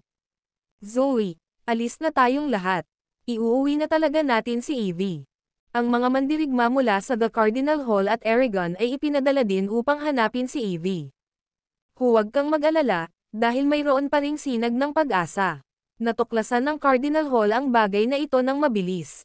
Ang lahat ay nagsisigawan ng walang katapusan. Sa eksaktong sandaling iyon, nahati ang hangin sa boses ni Levi. Pupunta ako at iuwi si Evie ng sabay-sabay, para hindi ka mag-alala. Nako, walang pumapansin sa kanya. Alam ng lahat na nandoon na siya ang pinakamaliit na tao na makakapag-uwi kay Evie. Ang video na ito ay edited by Urban Storytelling. Kabanata 2434. Humingi ng tulong si Zoe kay Levi. Kahit gaano pa siya kalakas magpahayag na mailigtas niya si Evie, hindi niya ito maiuwi. Paano niya magagawa iyon, kung tutuusin? Isa lang siyang mahina. Maging ang ilang matatanda ay nawalan na ng pakikipag-ugnayan sa amin at malamang na hindi napapanahon. Paano siya makakagawa ng kahit ano kahit na pumunta siya? Well, maliban na lang kung siya ang Dachshund o nagranggo ng hindi bababa sa bilang 5 sa Divine Leaderboard. Pagkatapos, maaari nating paniwalaan siya minsan. Pero siya si Levi Garrison, isang taong walang alam. Sino ang maniniwala sa kanya? Sa makatuwid, hindi nila siya pinansin ng buo at hindi man lang nag-abala na hindi siya sumulyap mula simula hanggang wakas. Para siyang walang laman na hangin. Agad namang tumanggaw si Zoe na kanina pa kumalma. Sige, tara na at hanapin natin siya agad. Salamat sa pagtulong sa akin sa kritikal na sandali na ito. Huwag kang mag-alala, Zoe. Ilalabas natin lahat. Hanggat nabubuhay si Evie, tiyak na iuuwi natin siya. Makikipag-ugnayan kami sa iba para tumulong kaagad. Naghiyawan lahat ang crowd. Sa pagkakataong ito, parehong pinakilos ang The Cardinal Hall at Aragon. Si Edmund, gayunpaman, ay nag-iisang pagsasanay upang sanayin ang kanyang sarili sa Iron Golem Technique. Kaya naman, pansamantalang wala sa kanya. Samantala, nagpadala lamang si Daxon ng ilang mga lalaki nang hindi man personal na pumunta. Alam niyang walang alinlang ang gagawa ng aksyon si Levi, kaya hindi mahalaga ang kanyang pakikilahok. Kung hindi talaga maresolba ang usapan, lalabas na siya. Gayunpaman, ipinadala niya ang bawat isang tao na maaari niyang matitira. Dito, ginawa niya ang lahat ng paghahanda na kinasasangkutan ng Garrison Industry at iba pa. Lahat ng pangunahing puwersa ni Erudia ay nagtakdang hanapin si Forlivia. Ang laki pa nito ng alon sa ibang bansa. Ano nga ba ang nangyari kay Erudia upang magdulot ng kabuluhan? Ang mabalisasayon ng 10,000 tao bukod sa impormasyon mula sa iba't ibang malalaking organisasyon at ang partisipasyon ng ilang dayuhang puwersa ay talagang sapat para magsagawa ng paghahanap. Sa katunayan, ito ay higit pa sa sapat. Gayunpaman, alam ng lahat na ito ay masyadong delikado sa pagkakataong ito. Ang mga pagkakataong mabuhay si Evie at ang kanyang mga amo ay napakaliit o kahit wala. Pagkatapos ng lahat, ang ilang matatanda ay mula sa The Cardinal Hall at Aragon. Halos hindi na sila magagapi. Gayunpaman, nakatagpo pa rin sila ng panganib sa pagkakataong ito. Ibig sabihin ay napakalakas ng kalaban na kanilang nakasalubong. Kaya, wala itong silbi kahit na mahanap natin sila. Mailigtas ba natin sila? Ang mga pagkakataon ng tagumpay ay napakaliit. At saka, baka mawalan pa ng buhay ang mga pupunta. Natural, na-realize din iyon ni Zoe. May maitatanong pa ako, bulalas niya. WHO, tanong ng lahat, aking master, Dark Emperor. Nagliwanag ang mga mata ni Zoe sa pag-asa. Ha, Dark Emperor, ang galing. Hindi ko naisip yon. Nangunguna ang Dark Emperor sa Divine Leaderboard. Siya ang pinakamalakas sa aming lahat, pangalawa lang kay Daxon. Malaki ang tsansa ng tagumpay kung handa siyang sumama sa amin. At saka, ang sacred organization na pinamumunuan niya ay kumalat sa buong mundo. Ito ay talagang maginhawa para sa amin. Kung ganoon, pumunta tayo sa sacred organization sa lalong madaling panahon at humingi ng tulong kay Dark Emperor. Habang si Zoe at ang iba ay nagmamadaling pumunta sa sacred organization, si Levi ay matagal nang dumating. Nais niyang gamitin ang lahat ng puwersa ng sacred organization upang mahanap ang kanyang anak na babae. Pagkatapos ng lahat, ito ay mas mabilis at mas mahusay na magkaroon ng isang ikatlong bahagi ng mga puwersa ng mundo na magkapit kamay. Pinakipot namin ang lokasyon, Master. Tiyak na magagawa triangulate ang lokasyon natin kung saan nawala si MS. Evie sa loob ng kalahating oras. Maliwanag na noong araw na malapit nang mag-snap si Levi, kaya't si Deathfiend at ang iba pa ay lumabas ng todo. Ginawa nila ang kanilang makakaya upang hanapin si Forlivia, na binibigyang pansin ang bawat pahiwatig. Katotohanan, ipinadala nila ang lahat na maaari nilang matitira at ginamit ang lahat ng gamit. Sige, nakuha ko. Ngayong dumating na ang mga bagay-bagay, umaasa na lamang si Levi na maayos na si Forlivia at ang iba pa. Sana maging ligtas, pakiusap ko. Nanalangin si Levi sa loob. Sa oras na iyon, mas nababalisa siya kaysa sa iba.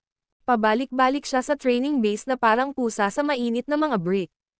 Sa mismong pagkakataong iyon, may nagmamadaling pumasok. Ano ba kasing problema mo? Hinihiling na makita ka ni Zoe Lopez, guro. Nang marinig iyon, natigilan si Levi saglit. Papasukin mo siya. Ang video na ito ay edited by Urban Storytelling. Kabanata 2435. Pinaghihigpitang lugar 76. Nang dumating si Zoe, naisip niya ang dahilan kung bakit siya narito. Nakiusap siya sa Dark Emperor na iligtas si Forlivia. Si Levi naman ay ngumiti ng nakakaloko. Anak ko si Evie. Siyempre, ililigtas ko siya. Iniisip ko ngayon kung paano ko siya mahahanap. Habang walang sinabi si Levi, napaluhod si Zoe at nagmakaawa, pakiusap, guro. Iligtas mo ang anak ko.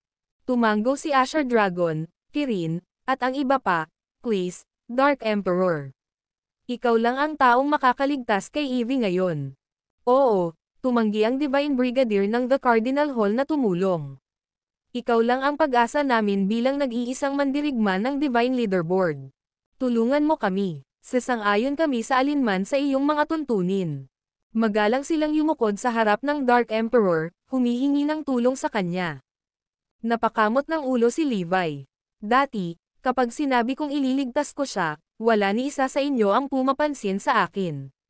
Ngayon, humihingi ka ng tulong sa akin. Huwag kang mag-alala, ililigtas ko siya, sabi ni Levi.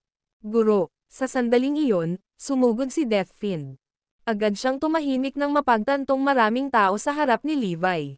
Sumulyap kay Levi, iniisip niya kung hindi ba niya ibuhos ang katotohanan. Umiling si Levi. Pwede ka nang umalis. Ililigtas ko siya pagkatapos nito. Matapos matanggap ang kanyang pangako, nag-file si Zoe at iba pa. Kailangan nilang hanapin si Forlivia. Nang maiwan silang mag-isa, agad na nagulat si Deathfiend, Guro, natagpuan ko sila. Ito ang lokasyon. Si MS. Evie at ang iba ay nawalan ng kontak sa iba pagkapasok sa lugar na ito. Nawala sila ng walang bakas. Tinuro ni Deathfiend ang isang lugar sa mapa. Ang partikular na kahabaan ng lugar na ito ay isang komplikadong hanay ng mga bundok na may malaking katutubong kagubatan. Kahit na ang satellite ay hindi malaman kung ano ang nasa loob. Wala pang lalaking nakatuntong sa mapanganib na lugar na ito. Ito ay isang restricted area para sa hanggat naaalala ko sa sobrang delikado, wala pa akong narinig na naglakas loob na pumasok sa lugar. Tumango si Levi. Oh, I see. Mukhang nagpunta si Evie dito para magkaroon ng mas maraming karanasan dahil ito ay isang restrictive area na puno ng mga hadlang. Sinampal ni Deathfiend ang kanyang ulo na parang may nangyari sa kanya. Nako, may alam din akong interesting fact. Pinangalanan ng Lab of Gods ang lugar na ito na Restricted Area 76. Hindi pa nila ginalugad ang lugar hanggang ngayon. May kung ano yata sa loob na kinatatakutan nila. Ligtas na sabihin na ito ay isang mapanganib na lugar na iyon. Kahit ang Lab of Gods ay tumanggi na mag-explore. Ngayon, si MS. Evie at ang iba pa ay maaaring makatagpo ng isang bagay na mapanganib na kahit ang Lab of Gods ay kinatatakutan. Pinutol ni Levi, aalis na ako. Guro, dapat ko bang ayusin ang isang batch ng mga mandirigma na sumama sa iyo? Ang Deathfiend ay nagtipon ng milyon-milyong mandirigma mula sa iba't ibang puwersa. Kung utos ni Levi, susundan siya ng mga mandirigma sa restricted area. Umiling si Levi. Hindi na kailangan. Kung ang kalaban ay mas malakas kaysa sa mga amo ni Evie, kahit gaano pa karami ang manlalaban natin, hindi ito makakatulong. Maghintay ka na lang dito sa balita ko. I-update kita kung may nangyari. Dahil doon, sumakay si Levi sa sasakyang panghimpapawid ng Sacred Organization at pumunta sa lugar kung saan nawala si Forlivia. Ito ay isang lugar na may hanay ng mga bundok at isang katutubong kagubatan. Pumasok si Levi at agad na nawala sa paningin. Si Deathfiend at ang iba ay maaari lamang maghintay sa kanya sa labas. Hindi nagtagal, natuklasan ng Cardinal Hall ang lokasyon kung saan nawala ang Forlivia. Nagmamadaling naglakad si Zoe at ang iba pa. Hindi niya nakalimutang makipag-ugnayan sa Sacred Organization at Deathfiend.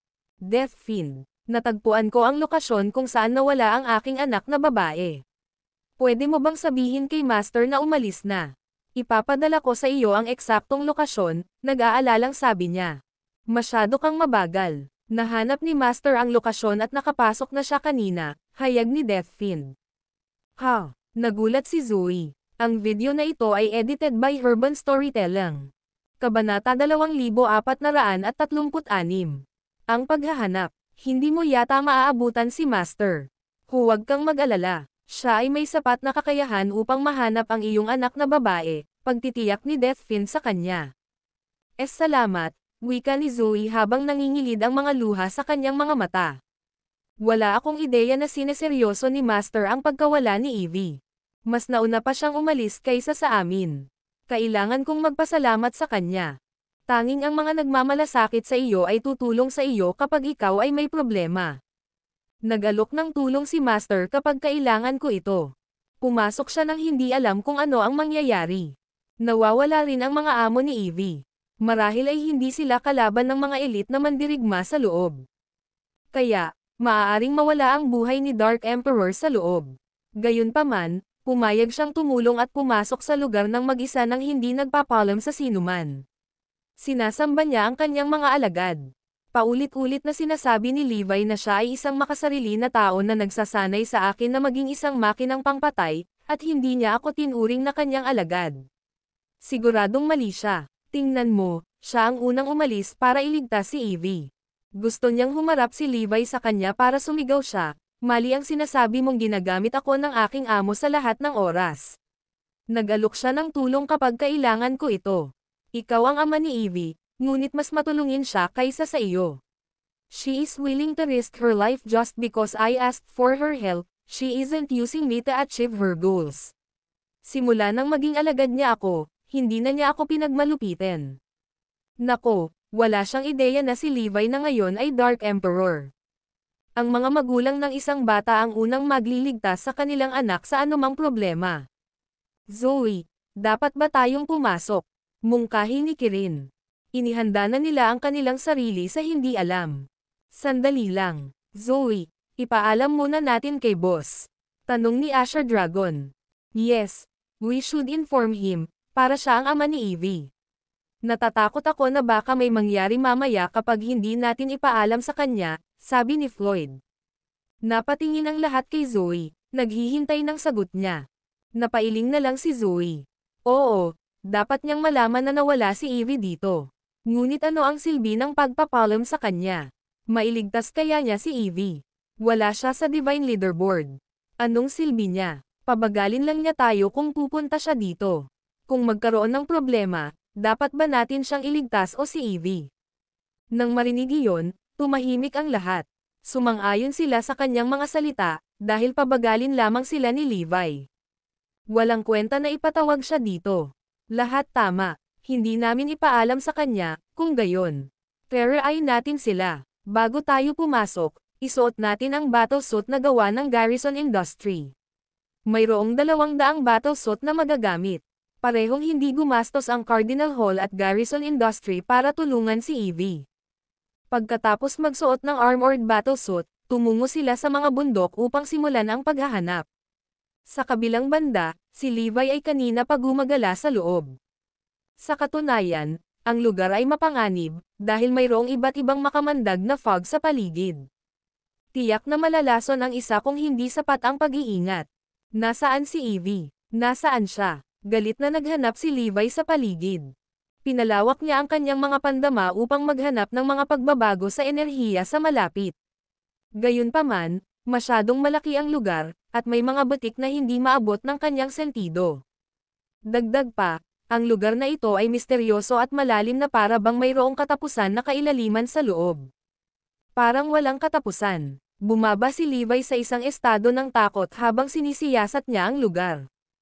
Ilang sandali pa ay wala pa rin siyang hinahanap.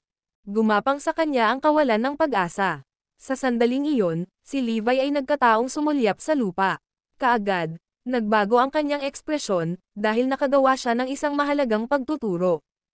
Ang video na ito ay edited by Urban Storytelling. Kabanata 2437. Love of Gods ay takot. Isa itong sunog na marka na dulot ng isang malakas na apoy. Kung tutusin mula sa abo, ito ay nasunog kanina lang. Bukod dito, ang marka ay tila dulot ng apoy na likha ng pagsabog ng enerhiya. Nagpatuloy si Levi sa paghahanap, at sa wakas ay nakakita siya ng mga palatandaan ng away. Kilalang-kilala niya si Forlivia at ang mga amo nito, dahil sinuri pa niya ang pagbabago-bago ng kanilang enerhiya noon. Malinaw na nag-away sila. Ang nasunog na marka ay dulot ng isa sa amo ni Forlivia. Nilikha niya ang apoy gamit ang kanyang enerhiya. Sinuri ni Levi ang mga palatandaan at ginaya ang laban sa kanyang isip. Gayunpaman, nagkaroon ng problema. Sino ang kalaban? Habang ginagaya ni Levi ang laban, napagtanto niyang si Forlivia lamang at ang kanyang mga amo ang naglalaban. Walang mga palatandaan ng kalaban. Paano umatake ang kalaban? Ano ang kanyang trump card? Ano ang kanyang katangian ng enerhiya? Walang sagot si Levi sa lahat ng tanong niya. Para bang walang nakipaglaban si Forlivia at ang kanyang mga amo. Hindi ito makatuwiran. Ano ang ipinaglalaban ni Evie at ng iba pa? Mag-antay o dyan ka lang. Imposible yan. Ito ay kakaiba. Malungkot ang ekspresyon ni Levi. Pinatunayan ng mahiwagang bagay na nagkaroon sila ng gulo. Gayunpaman, maaari niyang matunten ang mga ito gamit ang klon na natuklasan niya. Hindi ako maaaring magpatuloy sa paghahanap. Paano kung target ako ng kalaban? Isinuot ni Levi ang maskara ni Dark Emperor at gumala sa kagubatan na para bang isa siyang espiritu. Kahit na si Zoe at ang iba pang mga mandirigma ay nakatuntong sa kagubatan, gumagala sila sa paligid ng walang patutunguhan. Walang mga pahiwatig o sino man sa paligid. Unti-unting nababalisa si Zoe. Wala siyang ibang pagpipilian kundi ilagay ang lahat ng kanyang pag-asa kay Dark Emperor. Now that I think about it, tama ang ginawa namin sa hindi pagpapalam kay boss. Walang paraan na mahahanap niya sila dito. Kung nandito si boss, nawala na siya ngayon. Kailangan din natin siyang hanapin. Oo, tama ka. Hindi si boss ang tipong sumusunod sa rules.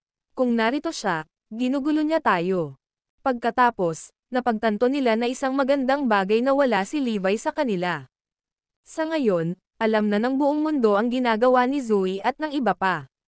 Gayunpaman, wala sa kanila ang nakakaalam ng eksaktong mga detalye ng kanilang paglalakbay. Ang Maya Industries, gayunpaman, ay nakakaalam, dahil binantayan nila si Zoe at ang kanyang barkada. Hindi ako makapaniwalang naglakas loob silang pumasok sa Restricted Area 76. Dapat may death wish sila. Sa katunayan, ang Maya Industries ay binuo ng mga taksil na nagtaksil sa Lab of Gods. Kaya, alam nila halos lahat ng nangyari sa Lab of Gods, halimbawa, Restricted Area 76. Ipinaliwanag ng isang mataas na opisyal ng Maya Industries, ang Lab of Gods ay nakatuklas at nanggaagaw ng mga likas mula sa buong mundo. Halos na target nito ang lahat ng mga lugar na may mga nakikita sa buong mundo. Kahit na ang Restricted Area 76 na ay isa sa mga lugar na may pinakamaraming hitsura sa mundo. Mayroong maraming mga problema na mas malakas kaysa sa Sunstone dito. Huminto muna siya bago nagpatuloy, pero bakit sila sumuko sa pag-explore sa lugar? Iyon ay dahil may nangyari pagkatapos nilang simulan ang pag-survey sa lugar at pagmimina ng mga hayop. Ito ay isang bagay na hindi nila malutas. Kaya, ang pagmimina sa Restricted Area 76 na ay tumigil. Walang nakakaalam kung ano ang nangyari, ngunit ang lugar ay tinatakan ng lihim. Ang mga anak ni Levi at ang mga matatanda mula sa The Cardinal Hall ay masyadong mayabang upang isipin na hindi sila magagapi. Nagkamali sila, dahil ang Restricted Area 76 na ay isang lugar na kahit ang Lab of Gods ay hindi nang ahas hawakan. Hintayin na lang natin. Walang aalis ng buhay sa lugar. Sinundan ni Levi ang mga bakas na iniwan ni Forlivia at ng kanyang mga amo. Napagtanto niyang nag-aaway sila sa buong biyahe. O hindi. Ito ay. Ang video na ito ay edited by Urban Storytelling. Kabanata 2438. Sino ang bubuli sa anak ko? Bumagsak ang ekspresyon ni Levi habang nanginginig ang kanyang katawan. May natuklasan lang siyang problema. Sa halip na lumaban sa buong daan, si Evie at ang kanyang mga amo ay nakatakas. Matapang silang nakipaglaban para makatakas. Nako! Ang rutang papalabas ng kabundukan ay selyado na kaya sila ay makatakas lamang sa mga kagubatan. Matapos suriin ang sitwasyon, alam niya kung saan papunta si Forlivia at ang iba pa. Ang tanging bagay na natitira upang gawin ay ang tauntaun sa kanila sa pamamagitan ng pagtungo sa mas malalim na kagubatan. Gayunpaman, hindi niya maiwasang magtaka kung sino ang kalaban, dahil walang mga palatandaan ng mga ito. Ang isa ay dapat mag-iwan ng karatula pagkatapos kumilos. Mukhang hindi nasira ang mga palatandaan. Agad na binilisan ni Levi at tinungo ang kailaliman ng kagubatan. Maya-maya pa, nakaramdam siya ng malakas na aura sa isang lugar. Ito ay kasing lakas ng Divine Brigadier ng The Cardinal Hall. Ang natitirang aura ay sapat na upang magpadala ng panginginig sa likod ng isa. Malinaw, si Forlivia at ang iba pa ay nakaharap sa isang malakas na karibal. Nakita ni Levi ang ilang mga bahid ng dugo sa lugar na ito. May nasaktan. Si Evie ba? Nagpanik si Levi habang nagmamadali sa daan. Gayunpaman, pinag-aaralan pa rin niya ang sitwasyon. Noong nakaraan, ang hindi kilalang kaaway ay hindi nag-iwan ng anumang mga bakas. Sa pagkakataong ito, may isang malakas na aura na naiwan. Mukhang pinalibutan sila at napilitang pumasok sa kagubatan. Marahil ang kalaban ay hindi kayang harapin silang lahat ng sabay-sabay. Iyon ang dahilan kung bakit sila napalibutan. Napakalakas ng mga amo ni Forlivia. Kahit na sila ay medyo mahina kaysa kay Divine Brigadier, Sila ay malakas, lalo na kapag sila ay pinagsama-samang puwersa. Bumilis si Levi. Manem, may mga bakas pa. Nakita siya ng ilang bakas sa dami tiyan. Ang kanyang bilis ay nakakatakot na matulin, syempre. Sa likuran niya, si Zoe at ang isang malaking grupo ng mga mandirigma ay pumasok sa kailaliman ng kagubatan. Sa halip na kumalat, nanatili silang magkasama at masusing naghanap sa lugar. Boom! Sa sandaling iyon, isang nakakatakot na pagsabog ng airwave ang umatake sa kanila nang walang babala. Hindi nagtagal, lahat ay nawasak sa lupa. Sinaktan din si Zoe at ang iba pa. Boom! Boom! Boom! Marami sa kanila ang walang pagkakataon laban sa pag-atake, dahil ang kanilang katawan ay agad na nagkawatak-watek. Dugo at labi ng kanilang mga katawan ay tumalikod kung saan-saan, na lumikha ng isang malagim na eksena. Maging ang mga medyo malakas ay nasugatan ng husto. Si Zoe at ang ilan sa kanila ay nakasuot ng battlesuit at nakatakas ng hindi nasaktan. Kung wala ang mga battlesuit, nasa panganib din sila. Isang bugzo lang ng airwave ang kinailangan para maalis ang kalahati sa kanila. Natigilan ang mga nakaligtas sa gulat. Ano ang tungkol sa lugar na ito? Isang simpleng airwave ang kinuha sa kalahati sa amin. Kung itutuloy natin ang ating paglalakbay, baka dito tayo mamatay. Sila ay natakot. Kung tutuusin, hindi nila alam kung saan nanggaling ang airwave. Masyadong nakakatakot. Hindi nakakagulat na nawala si Evie at ang kanyang mga amo. Sabay-sabay silang huminto sa kanilang kinatatayuan. Walang gustong mawalan ng buhay dito. Isang ulap ng kawalan ng katiyakan ang bumungad, at iyon ang talagang nagpayanig sa kanilang kumpiyansa. Ito ay babala para sa amin na huwag nang lumayo pa. Kalmado tayong lahat. Sigaw ng isang banal na general mula sa The Cardinal Hall. Pupunta akong mag-isa. Ang natitira ay dapat manatili sa halip na ipagsapalaran ang iyong buhay para sa wala. Palusot ni Zoe mula sa ibang direksyon. Nagbahagi ng tingin si Asher Dragon at ang iba pa bago siya sinundan. Lahat sila ay lumabas. Kung sila ay mamatay, mas gugustuhin nilang mamatay ng magkasama. Samantala, si Levi ay nakikipagsapalaran pa rin sa kagubatan. Mabilis siyang nakapasok sa kailaliman ng kagubatan. Ang paglalakbay ay hindi inaasahan na tila walang masamang naroroon, dahil siya ay nagtago sa kanyang sarili sa lahat ng paraan. Sa kaibuturan ng kagubatan, muling naramdaman ni Levi ang pagbabago-bago ng enerhiya. Naramdaman ko na rin sa wakas.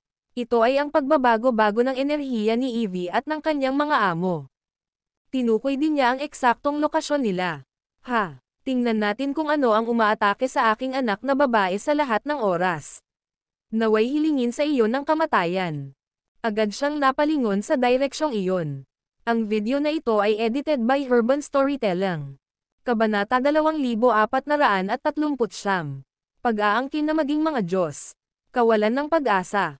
Ang nakakasakit ng pusong kawalan ng pag-asa ay bumangon mula sa kaibuturan ng Forlivia at ng kanyang mga amo, dahil ang kanilang mga kaaway ay napakalakas para talunin.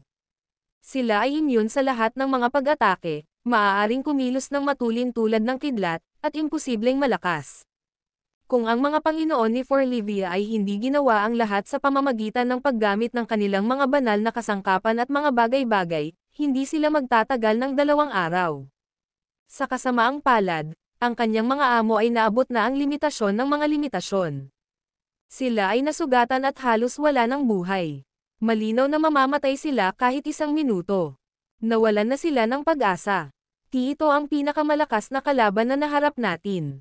Mas makapangyarihan sila kaysa sa mga sinaunang angkan kay Erodia. Sino sila? Hindi tayo tugma sa kanila. Marami akong nakatagpo ng mga manlalaban sa aking buhay, ngunit ito ang unang pagkakataon na nakatagpo ako ng isang taong ganito kalakas. Suko na ako. Hindi tayo tugma sa kanila. Ang mga matatanda ay nalulunod sa kawalan ng pag-asa.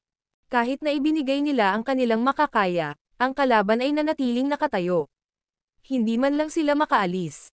Bahala na kung mamatay tayo, pero nakakalungkot na mamatay si Evie dito. Kasalanan ko ang lahat kung bakit ko pinapunte si Evie dito. Kung hindi, hindi tayo ma-stop. Huwag mong sisihin ang sarili mo. Hindi namin alam na ganito sila kalakas. Tsaka delikado daw ang training. Sinisisi ng mga matatanda ang kanilang sarili. Agad naman silang inalo ni Forlivia. Ayos lang. Hindi ako takot. Ipaglalaban ko hanggang kamatayan. Parating na sila, ang mga matatanda ay nabigla sa kawalan ng pag-asa. Hindi nagtagal, isang dosenang figure ang lumitaw sa kanilang paningin. Sila ay umaaligid sa hangin na parang mga banal na nilalang. Nakasuot ng gintong baluti at gintong helmet, naglabas sila ng banal na aura. Ang lahat ay nakadama ng hindi maipaliwanag na pakiramdam ng pang-aapi sa harap nila, dahil tila sila ay higit sa mga tao.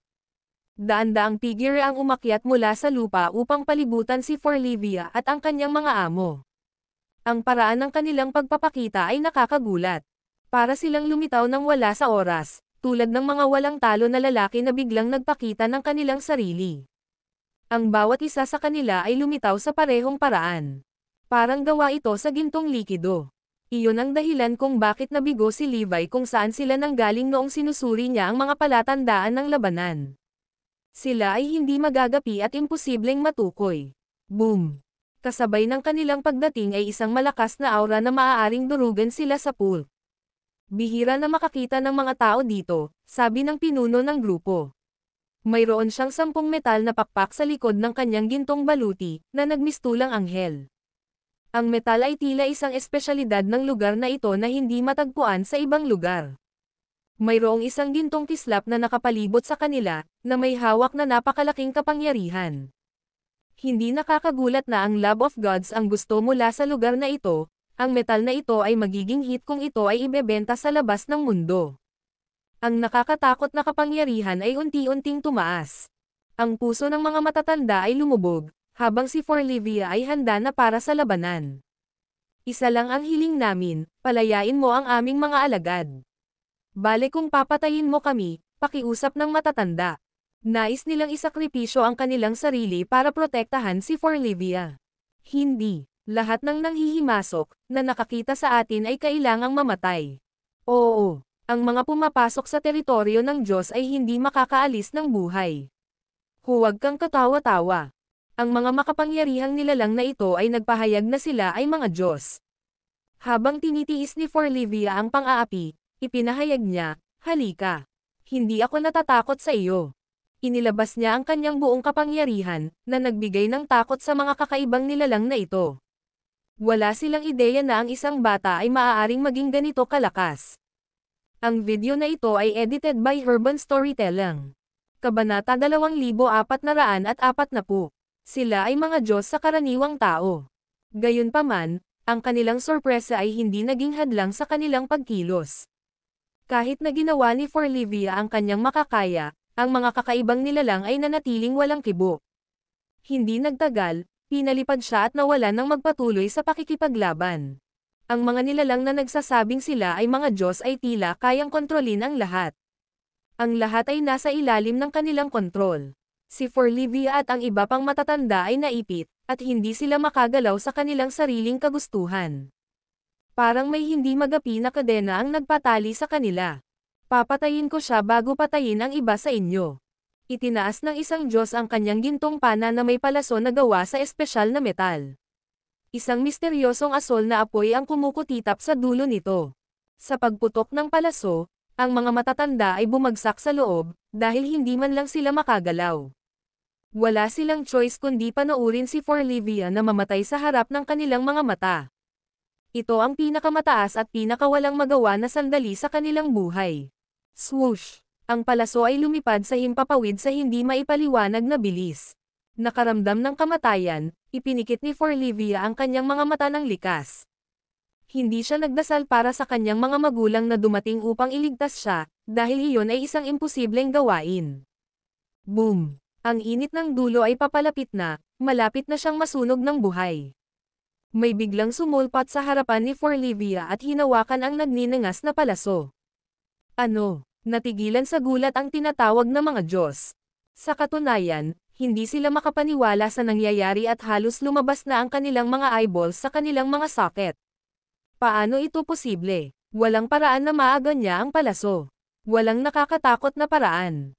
Ang nagninangas na apoy na dapat ay hindi kailanman mamamatay ay ang Holy Flame, isang magagamit lamang sa lugar na ito. Maaaring sunugin ng apoy ang lahat ng bagay na nakontak nito. Ang mga Diyos ay hindi nang ahas na hawakan ito ng kanilang sariling mga kamay, lalo na ang mga tao.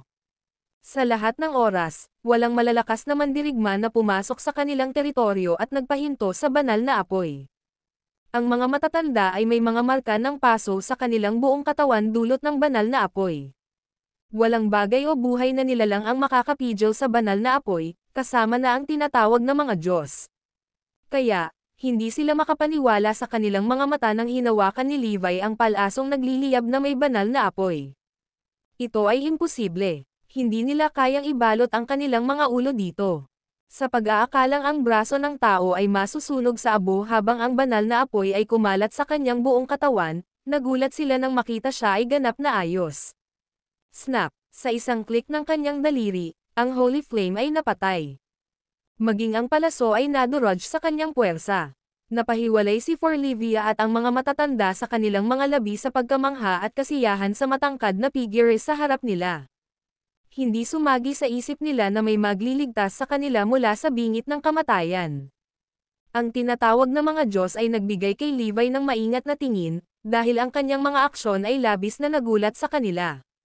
Si Levi ay mas malakas kaysa sa iba na bumagsak sa lupa. Habang sinisilip nilang mabuti si Levi, sinusukat din niya ang mga ito. Magkaiba talaga sila. Kakaiba ang kanilang mga baluti, at maging ang istruktura ng kanilang katawan ay iba sa mga ordinaryong tao. Ito ay ligtas na sabihin na sila ay lubos na naiiba sa atin. Ramdam ni Levi ang nakakatakot na kapangyarihan sa kanilang mga katawan, na mas mataas sa kanila na maging makapangyarihan, immune sa lahat, at ipagtanggol laban sa anumang bagay. Tila hindi sila mamamatay, dahil naramdaman ni Levi na maaari nilang muling buuin ang kanilang sarili. Ang kakaibang kakayahan ay nagmula sa kanilang dugo, kaya sila ay ipinanganak na kasama nito. Minana nila ito sa kanilang mga ninuno. Hindi katakataka para sa kanila na sabihing sila ay mga Diyos, dahil mas malakas sila kaysa sa mga normal na tao. Ang mga sumusunod na mayroon sila ay mas malaki din. Bilang conclusion, mas mataas sila sa mga tao. Dahil makakamit nila ang mga hindi kapani-paniwalang tagumpay, tatawagan sila ng mga tao na mga Diyos. Hindi maiwasan ni Levi na pamilyar ang mga ito para bang nakita na niya sila sa isang lugar kanina. O nakuha ko na.